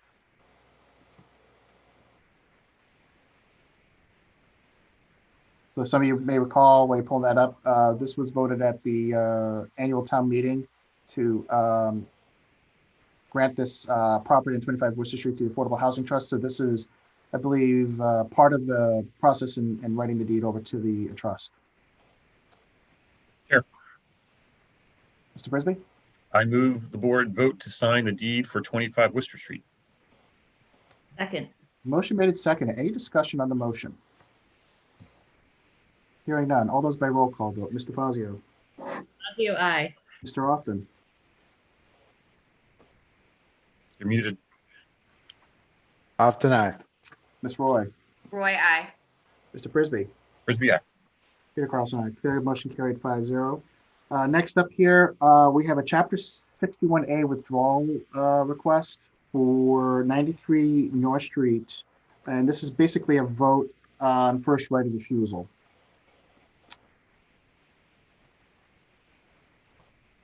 So this is part of the, y'all probably got the memo in this late last week, but this is part of the Engvall family had given notice their intent to sell a portion of the lot on 93 North Street, but it include a just under 20,000 square foot parcel of land, which is being removed from Chapter 61A, and they're going to make it, I believe they're making it part of the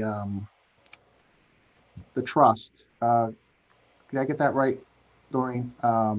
Yeah, thank you. They're making it part of the trust that we took at town meeting back in June to accept that gracious gift that the family given us as part of the preserve or access to public use. I move the board vote to not exercise its right to purchase the 19,271 square foot portion of land, map 47, lot 49 of 93 North Street. Second. I have a motion made and seconded. Any discussion on the motion? All right, hearing none. All those by roll call vote, please. Mr. Fazio? DeFazio, aye. Mr. Often? Often I. Ms. Roy? Roy, I. Mr. Prisby? Yeah. Peter Carlson, aye. Declare the motion carried. Thank you. All right, moving on, guys. Next up, we have, does anyone have any select board member reports? Mr. Fazio? Thank you, Mr. Chairman. So the library building committee met yesterday. I was also happy to see that Ms. Roy attended too. So you had 2 select board members. So I will give a quick update. Colleen, if I missed anything, feel free to add it in too. So The building is on time, and the back parking lot is paved right now. The steel work is complete. There's concrete on the second floor. We talked a little bit about the timing of paving in the front. That is not done yet, but not because there's any issues with the front. It's just how the project's moving along. We talked a lot about the interior design work as well. And I had mentioned before, I think in another meeting, that the goal is to have the exterior completed by winter season, and then the interior will start after that. And so the project is due to be completed in June of 2021. And like I said, is on time. So we also, the committee approved a couple of change orders, and those will be coming before the board from Andy with descriptions anyway. But that's really it. Things are moving along really well, and the design work and the team that's working on it is really impressive, and I'm excited to be part of the committee and seeing it slowly come to fruition, because it's going to be a real asset to the community. All right, thank you. Any other select board member reports? Mr. Prisby. Thank you. Just briefly, the Affordable Housing Trust met last week, and we actually had kind of an intriguing proposal from Ray Mead concerning some land in North Grafton that he would like to see developed in partner with the Affordable Housing Trust. Well, partners may be the wrong word, but maybe push along a proposal for some affordable housing and a new park in that area. We're going to meet again next month. Obviously, we're going to be talking about 25 Worcester Street. Also talking about the ongoing rental assistance program that is available for people. If people are interested in that, they should check out the Town of Grafton website, contact me, or contact the Affordable Housing Trust, or contact MCO directly. We put a lot of information up online about that, but please do get the word out about that for people who are watching, because you never know who's going to need it. The committee, the town administrator search committee still is awaiting its final members. I believe the Library Board of Trustees has to pick their member. That is due this week. Also, the town moderator is going to be choosing his 3 people. So that's going to happen this week. And obviously, we'll be updating the board when that does happen. And the GSC is going to be meeting on Thursday, hopefully to approve the benchmarking report and to get moving on the municipal cost structure side. Mr. Prisby, I thought we got a memo from the library board. They were one of the first ones to appoint. I thought it was Mr. Rand was their appointed member. Am I wrong in that, or am I imagining that? I don't remember seeing any memo, but I'll check my email. Okay, thank you. All right. Anyone else have a select board member report? I have one. So shame on me for not doing this in the very beginning of the meeting. I wanted to just welcome Carter Terenzini here, who has accepted to be here for Grafton's temporary town administrator for a few months. I just wanted to give a moment. I meant to introduce you in the very beginning of the meeting. My bad. So I'm going to use this part to do so. Just want to remind everyone, Mr. Terenzini is here on a temporary basis, working part-time, assisting the board and the town to maintain its current operations and oversee some of the current initiatives that are going on. I would just like to remind everyone that Carter comes to Grafton with well over 25 years of municipal management experience in many different states and towns throughout the Northeast. He brings with us his wisdom and to assist us with some of our initiatives moving forward, and then will work with us on transition once the search committee and the select board complete its process in appointing our next town administrator. But I wanted to just give you a moment, Carter, if you want to just say a few words. I didn't mean to put you on the spot like this, but I had this whole thing written out for the beginning of the meeting, and I had it on a piece of paper in the upper right-hand corner of my desk. If I showed you a picture of my desk, you'd see why it probably got missed, and that's on me. But again, I apologize, and just if the board is okay, just give Carter a few minutes to say a few words. I just want to thank the board for their confidence. It's quite a busy season. You've got a good team. It's quite a busy season in Grafton, closing out the fiscal 21 year. And I think I commented it on someone earlier today that you just finished the annual town meeting. You start closing out one fiscal year, and it's like bang, you start the next fiscal year already again. So I have been working on a number of matters today with Becca, getting myself familiarized with the collective bargaining agreement, the status of negotiations, working with Mark Terry. I think I'll have a much fuller plate of ideas for you to discuss over the next week or two. But the staff has been terrific, and we'll have some appointments for you next week. And I hope that at the end of the day, you will feel you made the right choice. Thank you very much. Appreciate that. That's all I have for select board member reports. Does no one else has anything else? If not, we can move on. Carter, do you want to give any town administrator updates? I know it's only been a couple of days, but if you want to give us an update on things that are happening. So I, at this point, have had an opportunity to meet with the building inspector a little bit more. Some challenges have come up with respect to some of the entry doors where the handicap ramps. We'll need to look at perhaps, unfortunately, on an interim basis. The assessor, we began talking about the formulation of the recap sheet today. We're looking forward to working on the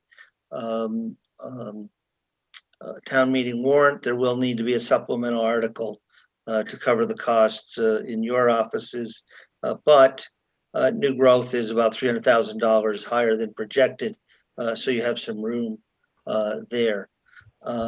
Candy was quite busy today, so I treaded lightly on a few questions I had for her and let her deal with her challenges of the day. As I said, we do have some appointments for you next week, staff-wise, and a litigation report that we'll have for you as well.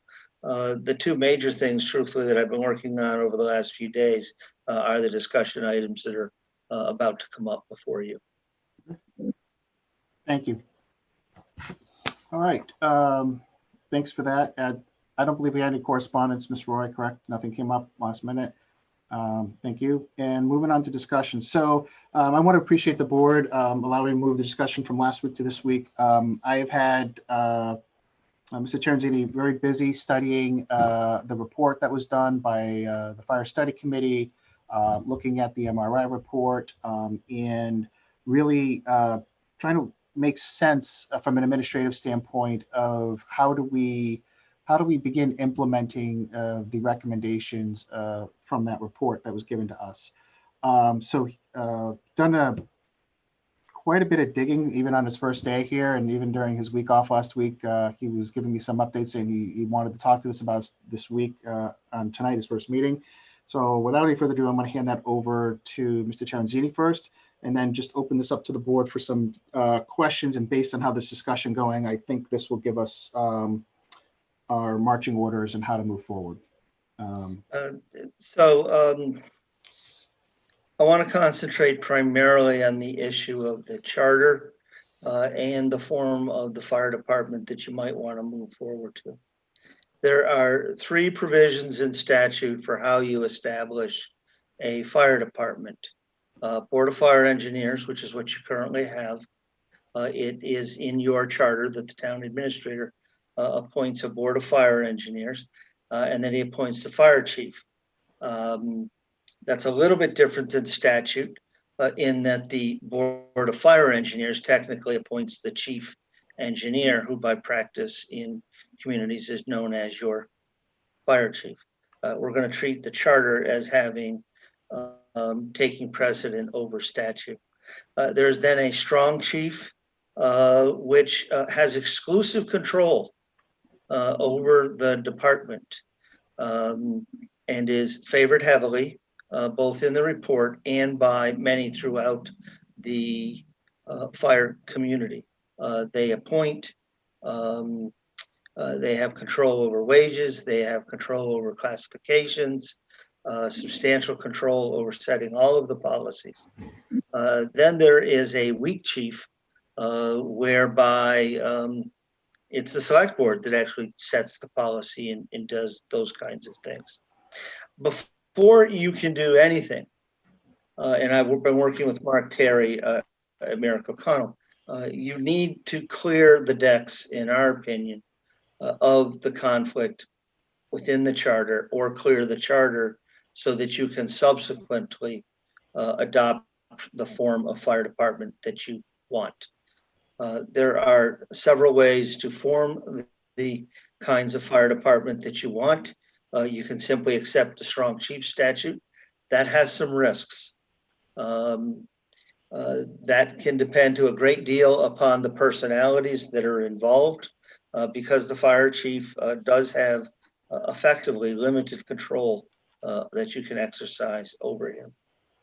There are bylaws that you can adopt, which can marry the advantages of a strong chief, police chief style, in which the chief has control of the department, sets the rules and regulations subject to your approval, but the town administrator continues to appoint. People are paid in accordance with your personnel plan, and they have to follow all of the board's policies that are adopted. And then there is special legislation whereby you can create the type of organization structure that you want.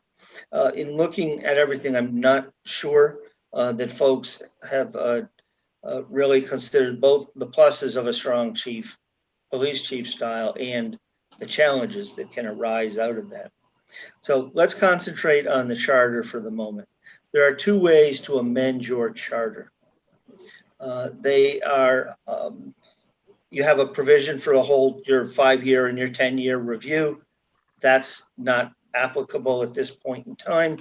You have a provision in your charter, section 7-1, if I recall correctly, where you can amend it in any fashion consistent with the Constitution and statute.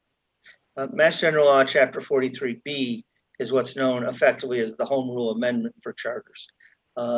Prior to that section of statute, the statutes actually had a series of Plan A, Plan D, different forms that were sort of boilerplate, if you would, you adopted that one.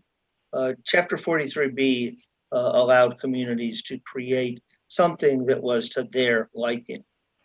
There are two provisions of Chapter 43B that you would want to look at and ponder. The first is Section 10. It's how charter amendments are brought before the town meeting. In your case, you do have the ability to propose an order to amend the charter. That has to be filed with the town clerk. There is a public hearing required upon that. And we are within the window to make that happen. You can't have the public hearing any more than 3 months before the town meeting action would occur, but the town public hearing must be held at least 7 days. So we have some time once we have the sense of direction from you all to get that done. That then goes to the Department of Housing and Community Development, basically filing paperwork, if you will, and the Office of the Attorney General. The Office of the Attorney General can return it, can require modification, can reject it in its entirety, or can approve it. If they do not respond within 30 days, actually the statute says 4 weeks, it is approved. Only once the order, which is the original amendment that you filed with the town clerk, has been approved, can it go on the ballot at your next annual town election. There's a timeline in there that frankly you're consistent with right now, and then at the ballot it has to pass by a simple majority. So the second route is special legislation. In this case, the town meeting would simply, by majority vote, authorize the select board to file a piece of special legislation. You would present that to the delegation for the next legislative session.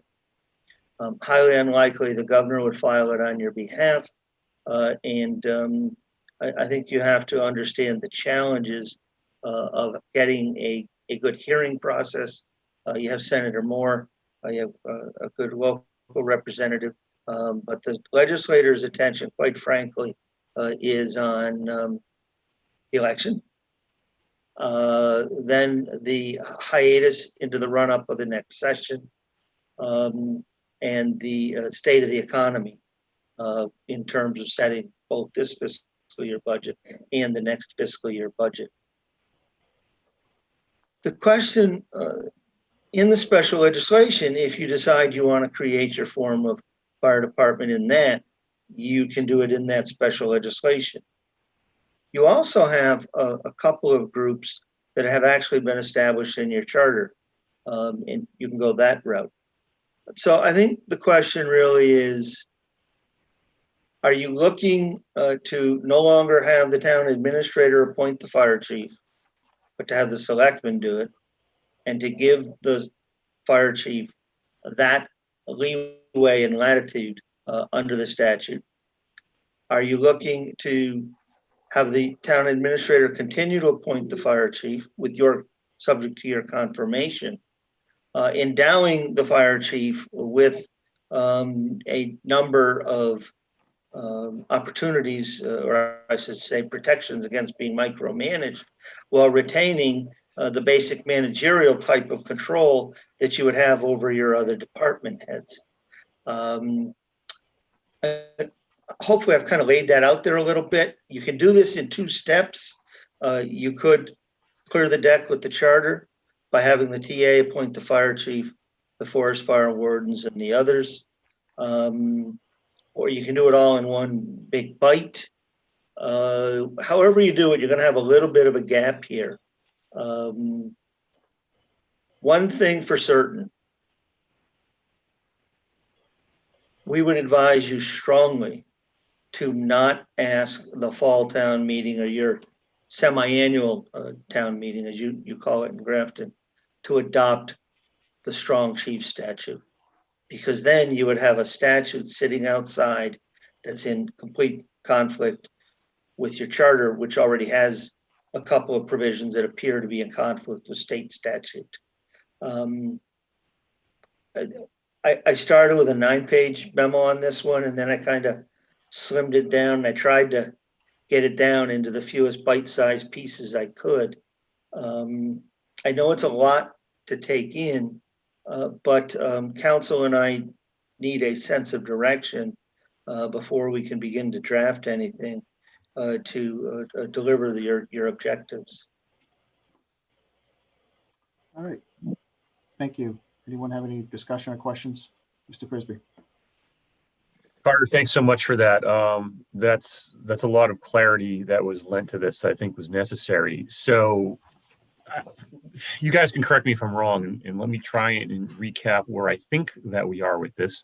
We had a fire study report done for us that recommended a strong chief, kinda. And then we had a committee that was formed after that that did recommend a strong chief. And it was the opinion of Ray Mead when he was here with us that that was something that needed to be done sooner rather than later. And that was why we budgeted for that position this year. But it turns out we can't possibly do that this year. In fact, we're probably going to be looking at the Springtown meeting before we can amend the charter to comply with the law. So that's in my head where I'm at right now, which leads me to believe that given that we have a chief in place who is willing to serve an additional amount of time so that we can bring somebody else in who he can mentor along, that we probably ought to get moving on that now and wait until the spring to amend the charter. if I'm getting all that right, and I'm not sure that I am. But again, that leaves us with the problem that Doreen described last time, which is, well, now you're not bringing in a strong chief, you're bringing in something else. And what is that something else? And I think at this point, we just need to make a decision about what that is, because this is now getting to be kind of, we're having this conversation over and over again. And I feel like if we're not going to pick a direction tonight to go in, then we need to at least describe the process that we think we need to come to a decision on what direction that is. So I want to say that when you talk about deal with the charter in the spring, a charter amendment under 43B is a two-step process. The first step is to present your proposed amendment to a town meeting and to get a 2/3 vote out of the town meeting. The second step is that vote at the annual town election.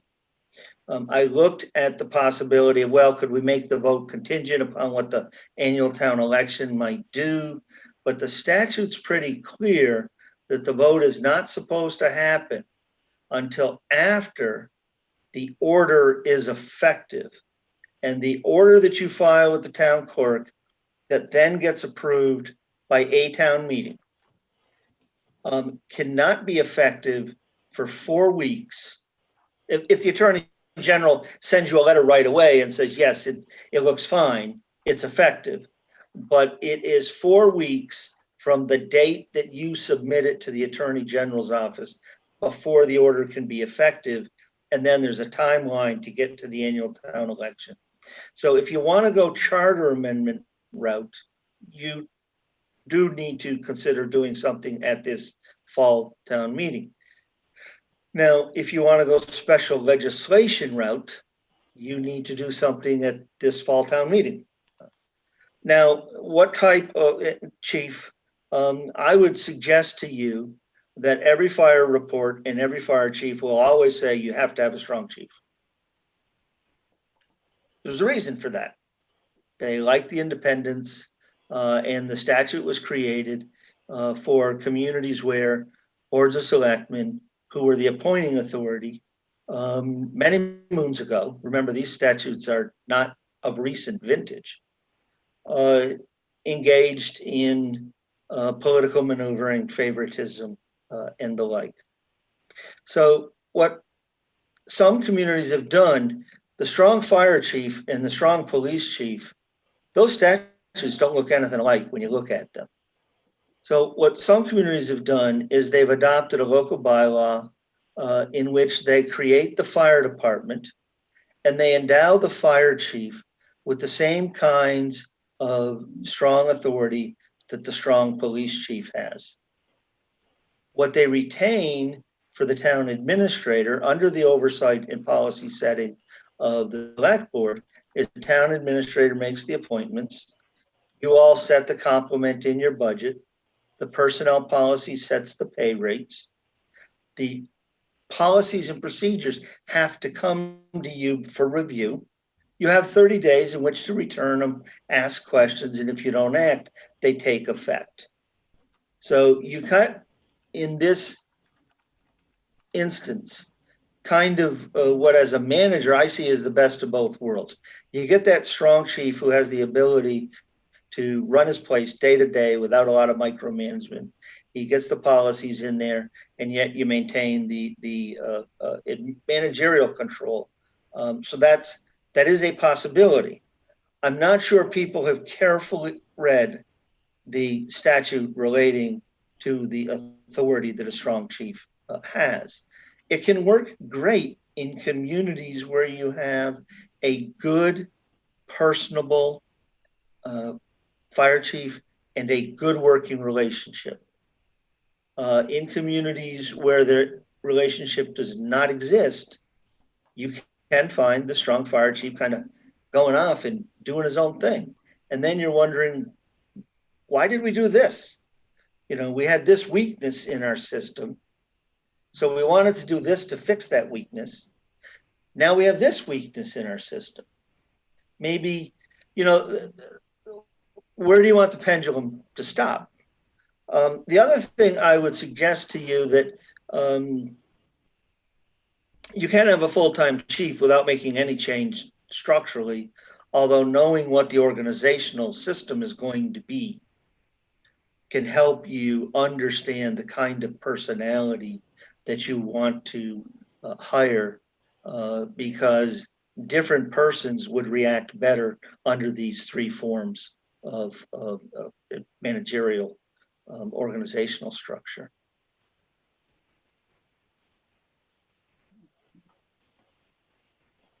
All right, any other questions, discussion? Ms. Roy? So is there a specific action you're looking for us to do tonight, or are you just giving us the information to consider and come back next week for the direction you're looking for?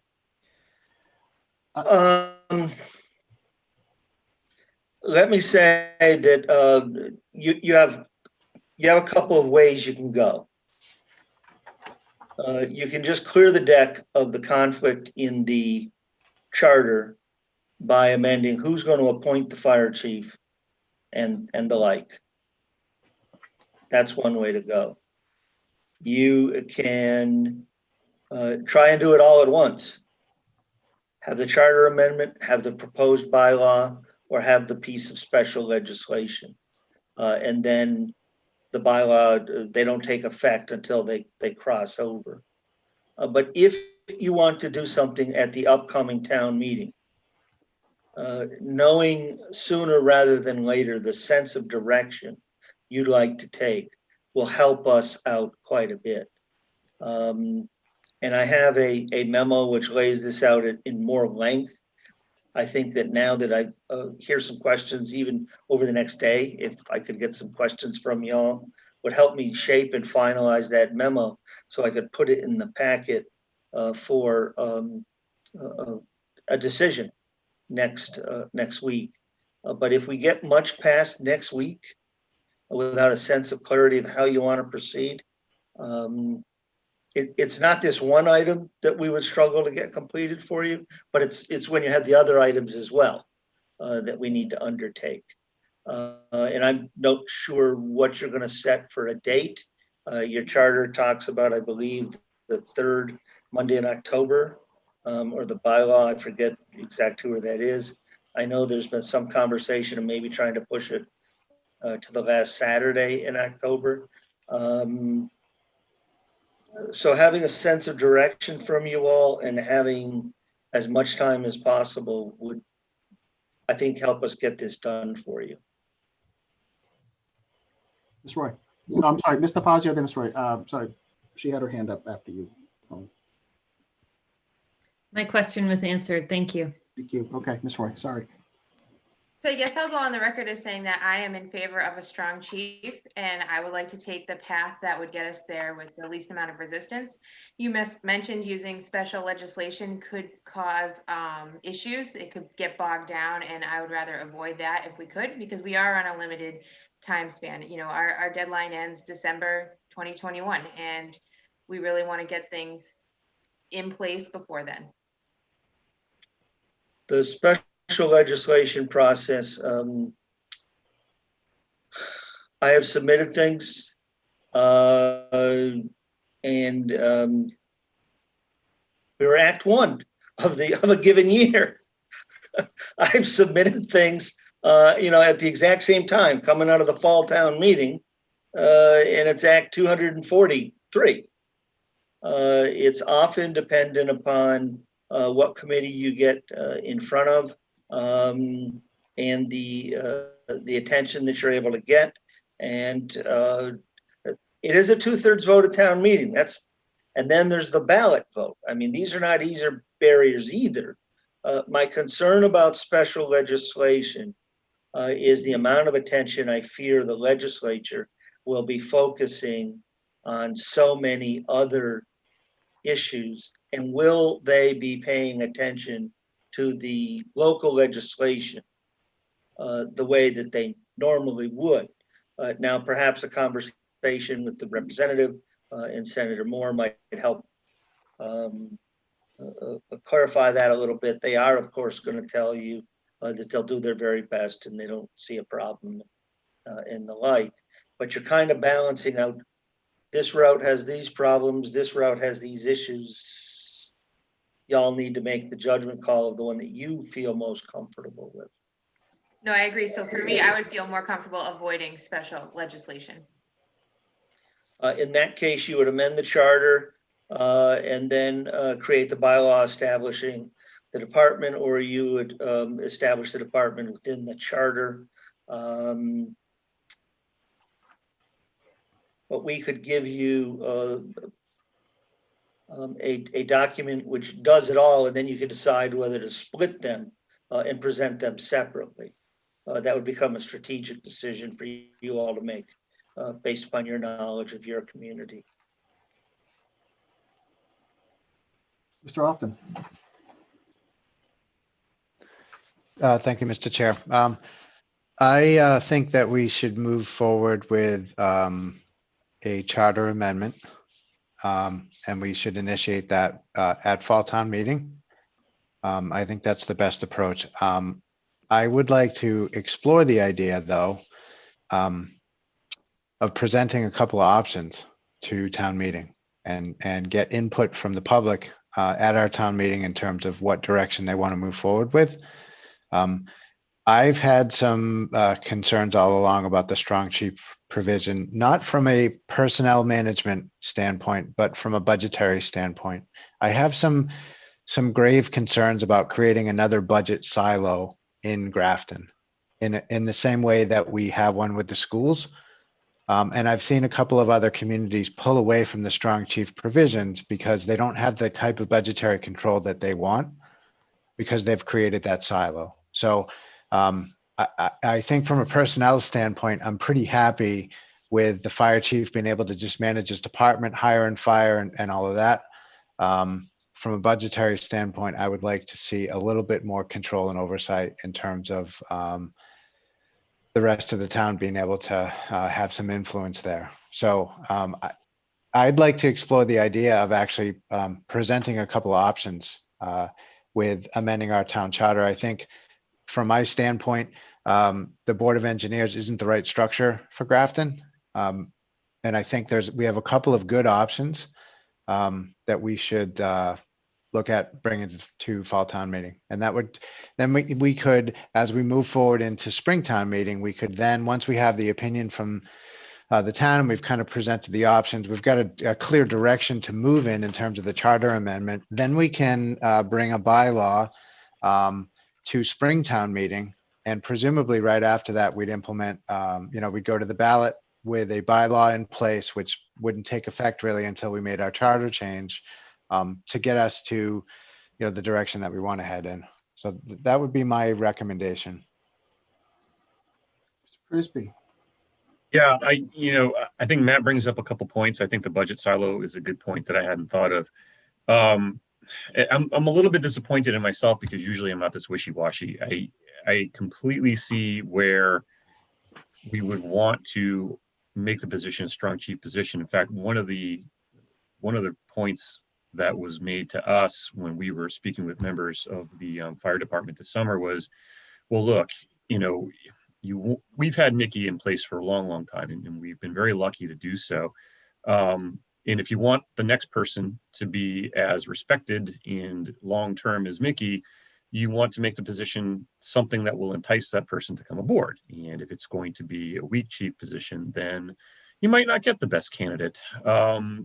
So that's one thing. But on the other hand, we would essentially be rewarding the next person with the strong chief position based on the currency that Mickey built up, right? Because Mickey's not going to be here anymore. We're not rewarding Mickey with the strong chief position. We're rewarding somebody else. And if you bring somebody else in and it doesn't work out, you're stuck. You're stuck with that person, right? Town administrators, I think the state over would prefer a weak chief position. Fire department personnel, the state over would prefer the strong chief position. For me, I don't think we've actually had the conversation with both Mickey and the committee / Ray about why they feel as strongly about the strong chief position as they do. It would help me give Carter some direction if we actually did have that conversation with them, maybe next week, just to ask a few questions, to ask Matt's questions about, look, you know, how is this going to work out with this budget silo? Why do you feel as strongly as you do? How do you see it working out? How can we actually affect this when we're, you know, Mickey's only going to be here for a finite amount of time now. We're really on the clock. How does it all work out? Is it really in our best interest to do this? Or is it just sort of a cultural preference within the profession itself? And I'm not there. I wish I could say I was. So for me, it would be helpful if we had that discussion. Just fire off a few questions. I don't want us to abdicate this decision to Mickey or Ray, but again, as I've said time and time again, I've never been on a truck. I've never rushed into a fire. I don't volunteer at this. This isn't my thing. And I would be guessing right now, and I don't want to guess. Outside of that, you know, I think Matt's concerns are well-founded, although I don't know if we don't adopt the strong chief, then I don't think we need to amend our charter at all. I think we can move forward on another position. Yeah, with respect, I believe you still need to amend the charter.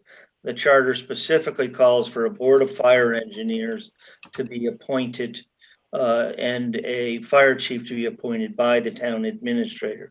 Now, we're going to treat the charter provision as sort of an override of the statute. The statute says that the chief engineer, generally known as the fire chief, is appointed by the board of fire engineers. So if you want to move to something else, I believe, and Matt believes, that you need to amend the charter to clear that deck. Now, I want to be clear, I'm not advocating for a weak chief. A weak chief can be subject to considerable interference, doesn't feel like he has the ability to run the department. I'm advocating with you in the document I send you, we'll be kind of splitting it down the middle. Following more the model of the strong police chief, where the fire chief gets the ability to develop the rules and regulations for the department, submits them, has control of his department, manages it day to day, but doesn't have the larger autonomy that the strong fire chief does. Personally, I think it's a blend of the best of both sides of the houses. But I would never advocate for a weak chief because of the problems of political interference that I think arise. The issue that I see on the strong chief statute is the loss of control that then creates managerial issues. I do believe there's a way to thread the needle that could meet the managerial concerns and yet give the independence and stature to the fire chiefs that they need to feel comfortable in managing their department. Mr. Fazio. Thank you, Mr. Chairman. Through you, Mr. Terenzini, it's already been said, but thank you for laying all this out for us. The option of this sort of strong police chief format is new to me, and like my fellow board members, I have not been 100% confident in the decision of strong chief. That being said, I have a lot of respect for our fire department and the people who worked on the fire study, and I want to go with their recommendation. And I think that Mr. Prisby stated, talking to the police chief and Ray Mead in another meeting, I think to keep open communication going, I think that's a really good idea. I think that I would like their opinion, like you said, on why the strong chief, again, just to reiterate that to us, but also their opinion on this sort of strong police chief and meeting in the middle, and maybe talking about some of our concerns with and the risks that are involved in taking on a strong chief role. I will also say I'm in favor of moving forward with a charter amendment. I don't know if bringing it all to town meeting is the right decision or not. I feel like I think that we as a board can make this decision with the right information. And certainly public input is always welcome, but I think this is something that instead of presenting possible different scenarios to the public, I don't know if that's necessarily a good idea. I think I'd like to start with at least coming up with our decision, and so we can at least speak on the direction that we're going to go in, instead of just leaving it up to the public. This is a very important role. I'm also grateful Mr. Often brought up the whole financial silo. I hadn't thought of that either. And I think there's a few concerns here with the path we're going down, which was strong chief and the recommendation of the strong chief. So thank you, Mr. Terenzini, for giving us this third option that I know wasn't on my radar. And I would like to further the discussion next week with some members of the fire study committee and the police chief, if they're available. I'm sorry, fire chief, if they're available, and ask some questions so this board can come up with a decision for you. Mr. Chairman, if I might, certainly once I have the memo refinished, polished up just a little bit better, and it's in your hands, happy to share it with Chief Gauthier. And if I can get the contact information for Mr. Mead and any others that you would like to include in that discussion, so they understand the thought process. Happy to get that memo out to them, so they have it in hand and they don't have to find it, on the web someplace or get it third hand a day or two or three later. Would rather get it out into their hands as soon as possible, and be available to sit down with any of them, on Tuesday, address questions and possibly based upon concerns that they raise, make some modifications, because to the extent you could develop a consensus around something that meets everybody's objectives, life just goes on better. Any other questions or discussion on that? Mr. Often? Yeah, just quickly, I do not want to get this bogged down at all, but something that we could think about as a board, as we consider this question of the strong police chief statute, is do we have some alignment to do if we decide to go that direction with our actual police chief and the statutes that we have? So that's something for the board to sort of think about in the context of this whole discussion. And I can talk with Chief Crapo about the statute that he's operating under now, and give you some thoughts on that. Any other questions, discussion? Mr. Terenzini, earlier today, I found my magic notebook on charter amendment procedures that I was able to scrape from the web, and I've got it all printed out. So I'm going to drop this off at the office tomorrow for you. Excellent. It is that thick. Okay. But I think you'll find it part of where we were trying to figure out what procedure was the most appropriate and expedient and what the process takes. But I wanted to hand that off to you. At least you're not looking for that throughout the state's webpage, which could be a challenge in itself. So Yes, and the timelines in 43B can had my head spinning a little bit with the not sooner than, not later than. So any help I can get there, I'd appreciate it. Okay. All right, guys. Thank you very much for the discussion. Good discussion tonight. I know there's a lot of work to do. We'll get this on the next meeting agenda and set up discussion with, did we say the police chief or the fire chief to bring to next Tuesday's meeting? I think fire and Ray. Okay, I heard police chief, so I just wanted to make sure. I believe that may have been in connection with me suggesting that you use the strong police chief statute as a model Correct. to a strong fire chief that threads the needle down the center. Okay, thank you. And that was also me, Peter. I think I did say police chief at one point and corrected myself only because it's, 9:30 at night. So I switch public safety words. No problem. Just want to make sure I got the right people. We don't waste the meeting. All right, great. Thank you, guys. All right, we've already discussed Fine Free Library in 2021. So next up we had on here was FY22 goal settings and FY21 priorities. So a lot of you have asked me to put a bunch of specific things on the agenda for discussion tonight, but I believe this one right here will be able to cover a broader discussion with the entire board. So I figure this would give us an opportunity to discuss what are we looking for goals for FY22 and beyond, and then we're going to go into then what are the FY21 priorities that we need to be focusing on. So I want to hand this over to Ms. DeFazio because she was the one handling the logistics for goal setting meeting. So I want to hand that part over to her, and then we'll shift over to FY21 priorities. Thank you, Ms. DeFazio. Just for a little clarification, Mr. Chairman. So you want to discuss overall what Mr. Terenzini had laid out and what we currently have in place?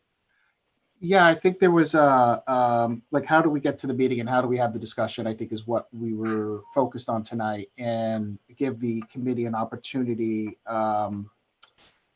If we're going to set up a meeting specific to that, it should happen sooner rather than later, right? So I think that's where we left off with what we need tonight.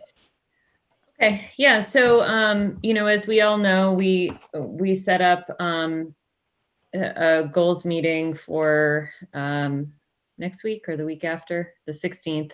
And now, in light of Mr. Terenzini's memo that was sent to the board, and I will have you, Mr. Terenzini, speak directly about your vision or input of how we would structure these goals. But I think we have an opportunity here to, Peter, correct me if I'm wrong again, because I don't want to, if you want me to take this in a different direction, I will. But I think we have an opportunity here to have a little more structure in this year's goals meeting based on these recommendations. I'm personally in favor of them. It sounds like we would break them down potentially to 2 different meetings. So the first meeting would be, us setting up some goals. And then Mr. Terenzini would take these 2 department heads that would be responsible. We'd get feedback. We'd have a second discussion in a second meeting, and he can get a little more into those details. So right now, I think it's important that we have a discussion on what our vision was for our goals meeting coming up this month, and the structure or questions to Mr. Terenzini of what he's laid out, and sort of formulate a plan in place. Do we want to, completely take his recommendations? Do we have our own ideas of how we wanted to, or we visualized having this goals meeting? And so we can just sort of come up with a plan in place. Do we still want to do this in person? Do we want to do part of it remotely? And just work out these logistics so that we have a plan in place and we succeed. Okay, open up to discussion. Any questions, comments, suggestions, plans?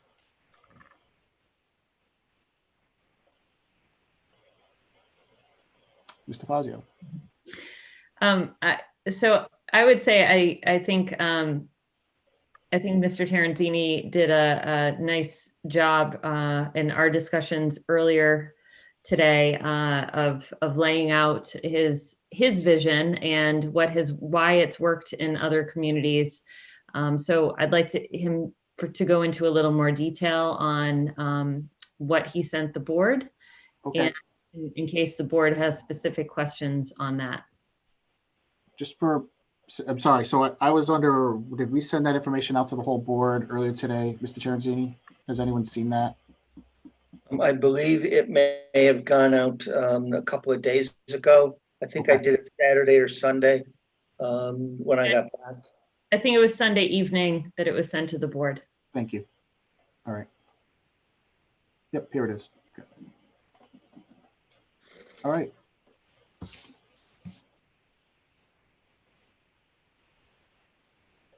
Would you like me to address Well, it? yeah, Mr. Chair, I'm sorry, Mr. Chair. Yes, please go ahead. Yep. So I'd like to split this into FY22 and FY21. FY21 we're in. We need to set the priorities. I'll talk about that separately. But I don't want to lose sight of FY21 is upon us.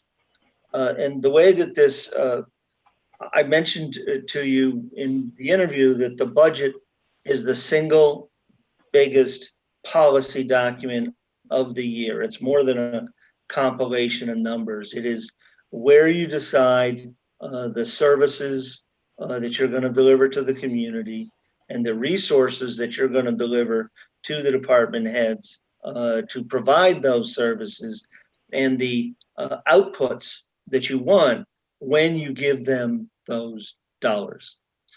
So we go through this process to try to obtain from the board. First, what are some things that they believe they could do to work better between themselves and internally, whether it's having, perhaps it's having a procedures manual or, structure for your board itself. Here's how we organize, here's how we do this, here's our responsibilities, so on and so forth. What you think the organization can do to better communicate with the public.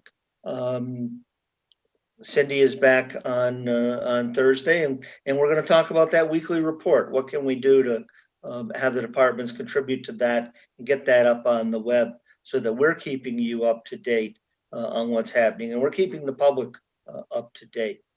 What specifically would you like to accomplish in the next year? In one community, it was they wanted to rewrite the financial management policies. They felt they were out of touch. In one community, they wanted to have a sidewalk maintenance program. The program was when somebody called, you went to that address and you fixed it. They wanted something that was more proactive, and they wanted to expand sidewalks in given areas. In one community, they'd adopted the statute that allows you to plow private ways, unaccepted streets, but they made no provision for either temporary repairs or improvements and had no means of financing those. So whether it's a skate park, it's whatever, expanding, a library, whatever it is, we get those items from you. And it is 3 apiece in the first year. Then we ask you to envision what would you, if this is the first year of your 3-year term, what are the other things you would like to see accomplished when you leave in the 3rd year? We take that part of it and we distribute it to the department heads. And we say, here's what the select board would like to accomplish. Please tell us what you would need for a timeline and what are the elements of this. Perhaps you need a site study and a few dollars for a landscape architect to identify where a skate park could go so that you can develop that cost estimate. So you can, in the 2nd year, start to approach capital, start to approach grants and the like.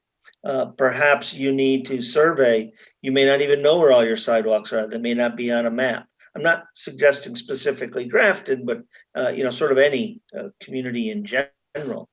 You need to map where all those are. How many miles do you have? If you want to have an ongoing inspection program, how are you going to make that happen? Where should they be extended? How are you going to pay that?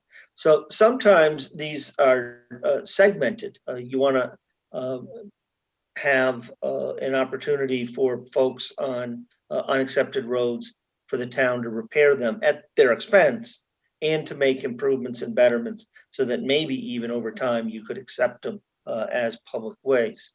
In the first year, that may require some research, preparation of local bylaws, special legislation, creation of a funding mechanism.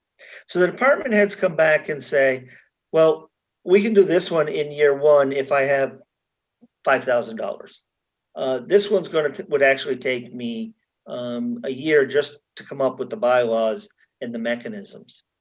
And then I could do this, this, and this. So with that input from the department heads, we lay it out on a very simple Excel spreadsheet.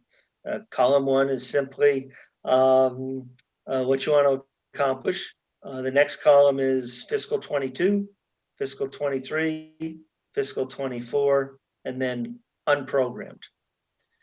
So for instance, in one community, they wanted to adopt a merit pay program. We honestly didn't really know what they wanted to try to do. We had 3 unions. So that was put on the list and unprogrammed to make sure that it was there and it was kept on the radar screen. It wasn't slotted in. We bring that to you and we show you, here's what the department heads are telling me, how they could carry these things out and what they would need for resources. And some things might be of higher priority than others. And you say, nope, you know, that sidewalk study, I understand. We're going to buy a little handheld GPS and we're going to do this and we're going to do that. And that means that the skateboard park has to get pushed off a year. Once you adopt that as your work plan, when we send that out to the department heads with the budget, we then expect that that will be their goal in those years. And that you would expect that the budget I deliver to you gives them the resources to do that. It helps focus on specific goals. It makes it clear that the department heads are part of that process. And it is a barometer. When the town administrator has his evaluation, how did you do? Did you get that done? You didn't get it done. How come you didn't get it done? Maybe COVID too, you know, came around. So what? Yeah, I understand. I'll have to come up with a better event that might occur. But you know, more importantly, what did you do to adjust when that unknown event came up? The other thing that it does is, with due respect to select boards, it becomes kind of a check. You know, over the course of the year, this grant came up, that grant came up. Let's go do this. Let's go do that. And the department heads in the TA get to say, time out, folks. Here's the work plan. These are the resources that we have. We really don't have this extra resource. We can tackle this, but perhaps we need to take something that's on the stove already and move it to the back burner. It can help. It helps the board focus on what it wants to accomplish at the end of its term. It helps the TA and the department heads focus on the preparation of that budget. And it helps provide measures of accountability. You have great department heads. I have no doubt they can rise to this challenge. But it becomes, you have great department heads because they're creative and they accomplish these specific tasks and they got that bylaw done and they got this done and they got that done. Now, the balance of it, the questionnaire, deals with realities. When you send the TA to prepare a budget, where are you at? We would discuss that with you with revenues at the same time. But we believe it brings focus to the board. It brings focus to the budget process, and it rationalizes the workload and makes clear the expectations of what we hope everybody will accomplish. It has been successful where I've used it. Have we gotten everything done on time? Nope. But it really did make it clear to the staff. And then when they make their quarterly presentations, they report on their progress on those goals. It's not just, I did 200 tons of blacktop, I did this, I did this. They also have a section in which they report upon the goals for their department. And I gave you some links to another community that's incorporated this very recently with the help of the Collins Center. And it may not be for you.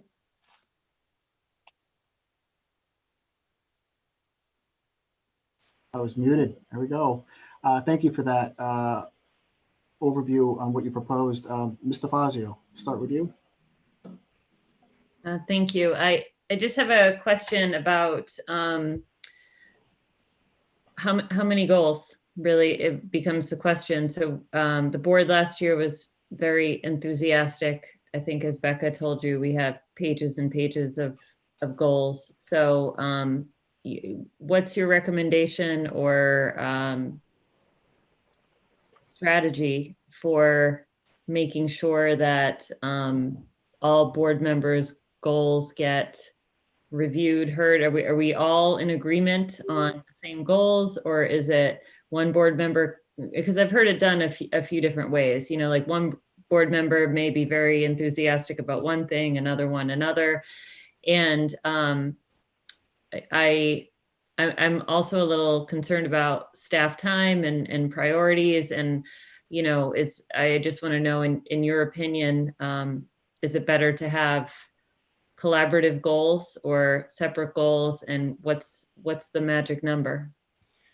So when you think about this out of the box, there are 30 possibilities, because we're asking 5 of you for 3 ideas for fiscal 22. Then we're asking 5 of you for 3 goals for the following 2 fiscal years. Now, some of you may have exactly the same goals. Perhaps 2 or 3 of you have talked about, I'd like to expand sidewalks. And I'm just using examples for illustration here. I'd like to make sure the sidewalks are better entertained. I'd like to have a better maintained. I'd like to have a more walkable community. So in that instance, we don't necessarily have 3. We might have 27, and 3 of you are on the same. All of the goals in the first session, there's no value judgments. It's simply brainstorming. It's cataloging. All of the goals go to the department heads on that list. And if it is 27, then there's, or maybe it's 24. There may be a couple of items in which you folks have tossed around and you're already in agreement. And then when it comes back, it does become collaborative. There may be 4 who say, nope, that one over there, okay. Yeah, we don't really want to do that at all. Or it may be, this one, Carter, you have in fiscal 23, but it's been very important to board member X. This is their last year on the board. We'd really like to try to get this done while they're still here to help shepherd it through the town meeting. And they move things. So at that point, it becomes very collaborative, I have found. It even sort of, you'll sometimes see board members kind of deferring to one another. Well, that one's important to you. Let me move it here. This one is, we can slide it back. In terms of staff resources, it actually focuses staff resources, because what happens in many communities is there's an item comes up, it goes on the list. 2 weeks later, there's an item come up, it goes on the list. And the list gets so exponentially long that the staff almost suffers some exhaustion. And they're not sure exactly, is the board focused? Is it all over the place? And I'm not suggesting this board is, please. But it can help focus things, because what it also does is when something new comes up, the board or the TA get to step back and say, time out. When you adopted all these goals, here's the resources, here's the material, here's the software, here's the dollars. This is going to be a big challenge. We really can't take this on. We need you to understand that this one here or this one here has to be back burnered. So it is a formal process. It can seem a bit bureaucratic, but the end result can be a bit more focus of your priorities.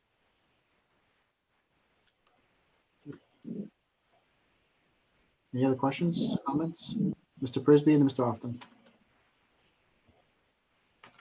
So what I think I hear us saying is that we're going to have our meeting and we're going to determine what our goals are. And then we're going to engage Carter with this. Is that, can I get a nod of heads? Okay. Because I think that makes sense to me, because I was looking at the form that Carter had sent out to us, and I realized that I could answer that form for myself, but I couldn't. We would have no way. We would be giving Carter 5 separate forms. And I think we could go into a meeting with Carter, but I don't think it would be worth his time. I think we need to do that first. And I think the question was raised whether or not we want to do this in person. I still am in favor of doing this one in person, you know, socially distance, all that stuff. But I liked the discussion that we had last year, but I think we've learned a couple things since then. Number one, it should be more focused. Like we had, I don't know, maybe 100 thoughts, and very few of them came to fruition. And I think we all realize, and I especially realize now, coming to the end of my term, that things take a long time to develop. And if you are, as Carter just said, too unfocused and it's too widespread, if you're a mile wide and an inch deep, you're really not going to move things along very quickly. You know, from my perspective, you know, my goal for the rest of the year is to finish the projects, the balls that we have up in the air, the Town Administrative Search Committee, the GSC, but also just improve our customer service. And we've got a lot of work to do on that end. We've got a municipal center that's ostensibly closed. I don't know where staff is on their work. And that's a huge discussion given COVID, and that's something that's going to be in flux over time. You know, Colleen's very good about keeping at least me on my toes. I get a text almost every day about where are we with these 5 things? And I'll be like, I don't know. So, you know, we could be, one of our challenges, Carter, to be candid with you, and this is something I've found in municipal government over the years, is meetings tend to be episodic. We come in, we have a meeting, we have goals. We're all great at telling you what our goals are. You know, we'll talk for hours about what our goals are. Where I think local government falls down is in execution and following up on those goals. Talking about a problem is not the same thing as solving a problem. And I think we could be better at connecting our mission from meeting to meeting to meeting. As you were saying, work backward from your 3 years. What do you want to see accomplished? How can you get it accomplished? What are the concrete steps necessary to take? What action items are necessary to take to accomplish that goal? Rather than just coming, it's like we come into a meeting every week and it's as though we didn't have a meeting the week before. Then we're not having a meeting next week. It's each meeting tends to be an isolated event. I'd like to get away from that into more of a following up on action items and projects. And if that's something that you can help us with, that would be greatly, greatly appreciated. Hey, Mr. Often, and then Ms. Roy. Thanks. Yeah, I think it's crucial that we get together in person. I would love to get together with, Carter brought up the idea of the whiteboard. I love working with whiteboards. It's really useful to me. It's something that I use at home and at work. There are virtual whiteboards that are available, but I think the idea of just getting together and kind of mixing it up in person would definitely be appropriate for us to really focus in on what are the, I don't know, whatever number we decide on, the 3 to 5 things that really we want to try to get done this year. I'm shocked at the, just as a new select board member, the pace that the meetings come one after another. You know, we had, what was it, 190-page packet to look at tonight. you know, and that's normal. That's a normal week for us. We're having a lot of meetings. So it's going by really quickly. And if we don't have some focus, and the department heads don't understand what our priorities are and what our focus is, they're not going to be able to help us achieve the, you know, those few things that we want to try to get done. So I would definitely like to see us get together in person over the next couple of weeks, hopefully, to just suss it out. We can use some of the questions that you know, that Carter asked us as kind of prompts, maybe, for some of our discussion to be able to come up with some responses. I also would like to potentially think about parking some of the questions about our budget process. I would like to get finance committee's input on that, and we have some, as well as the school department, actually. We're supposed to, as a part of our financial policies, be getting together before the budget process starts with finance committee and with the schools. I'd still like to see that happen.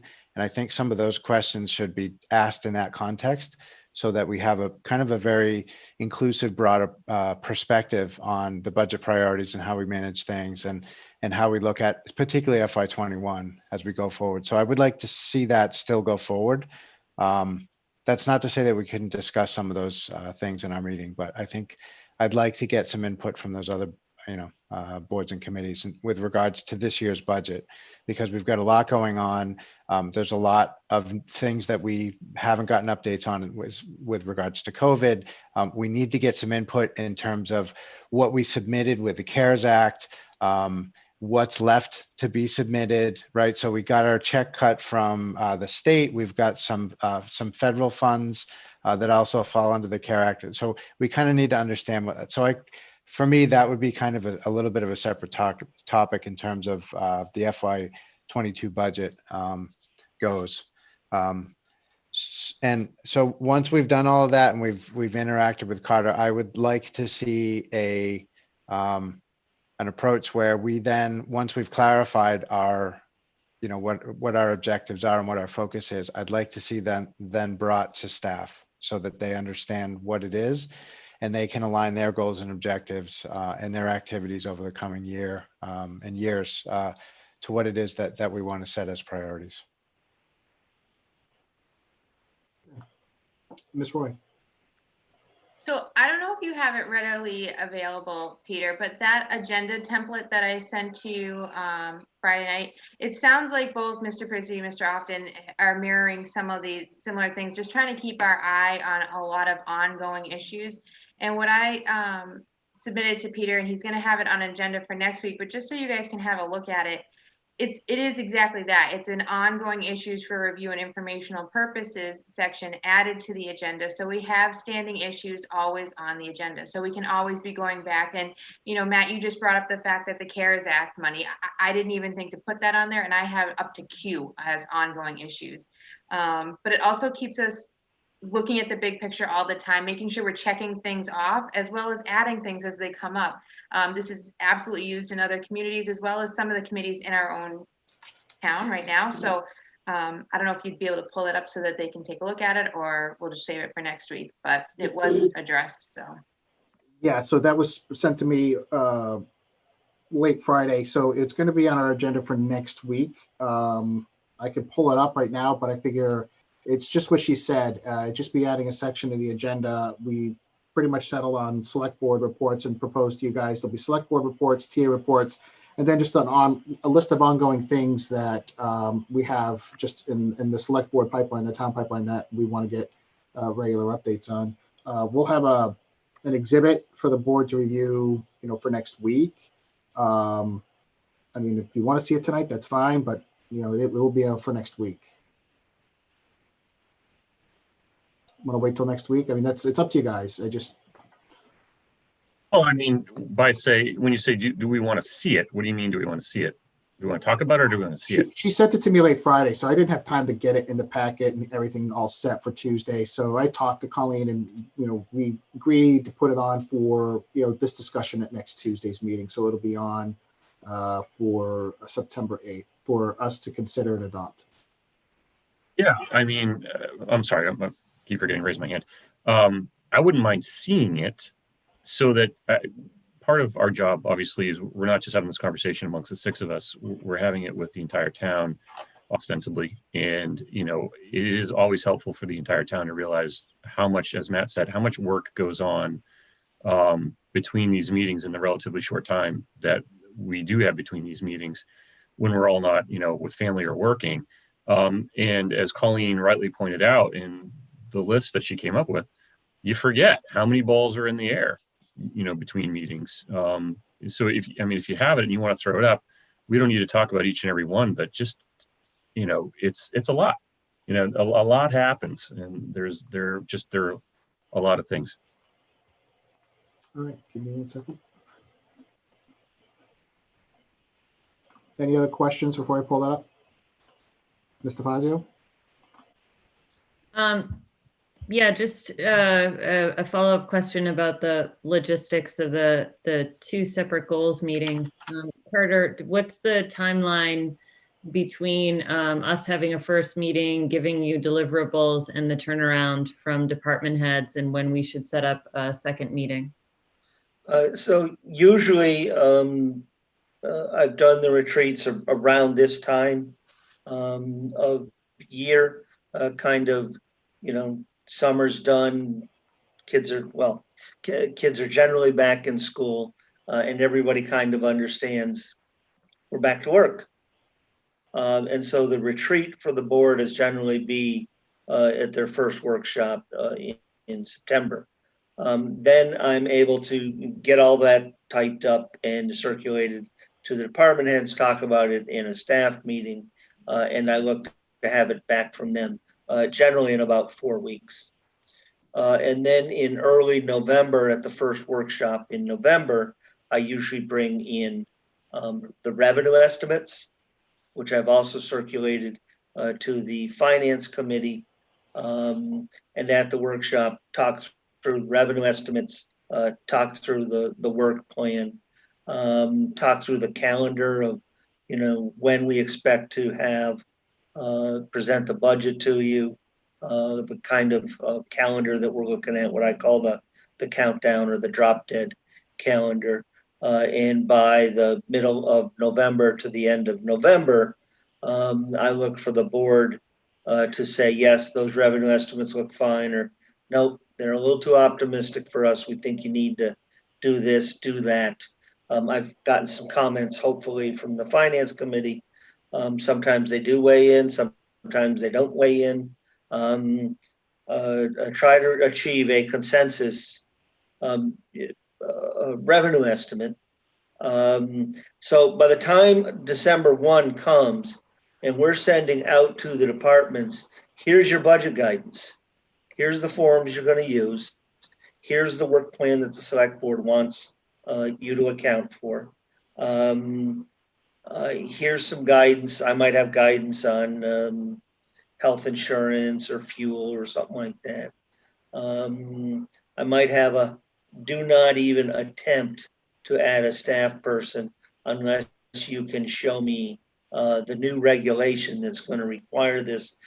By the way, we also require with that budget package that if they have bylaws that they want to propose for the town meeting, fees they want to increase, fees they want to eliminate, so that all comes back in about a month later, so that 6 weeks to 8 weeks later. Well, this would have to be adjusted to meet Grafton's schedules. You're getting a complete package, and your work plan is actually in that budget book, that budget and legislative package, so that you're looking at a draft town meeting warrant, a budget based upon revenue estimates that have hopefully achieved some consensus. And you can see how everything is integrating together. And you wanted a sidewalk study. Okay, here's the sidewalk study. Here's the bylaw you need to do it. Here's how we're going to get started.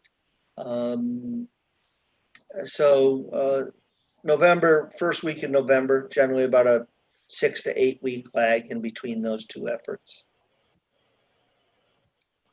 All right, real quick, I have that sheet up if we're ready to go to that, or did we have a question directly related to what Mr. Terenzini just had stated? No, okay. Bear with me here. So this was sent to me last week. So it would be, it doesn't have to look like this. As you can see, Colleen and I talked about this in his chair. I suggested putting it under 6 because it directly ties into select board and TA reports, obviously, but this is what was proposed. This is what the list would look like, and she's not lying. She's up to Q, and I guarantee you after tonight, it'll probably be up to double the letters. Carter's laughing. But this is what it would look like. So we'll talk about this next Tuesday.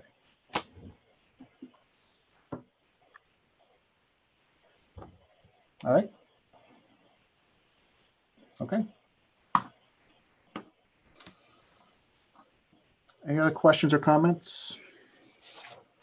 Mr. Frisbee. I just want to thank Carter for using the terms financial projections and consensus in the same sentence.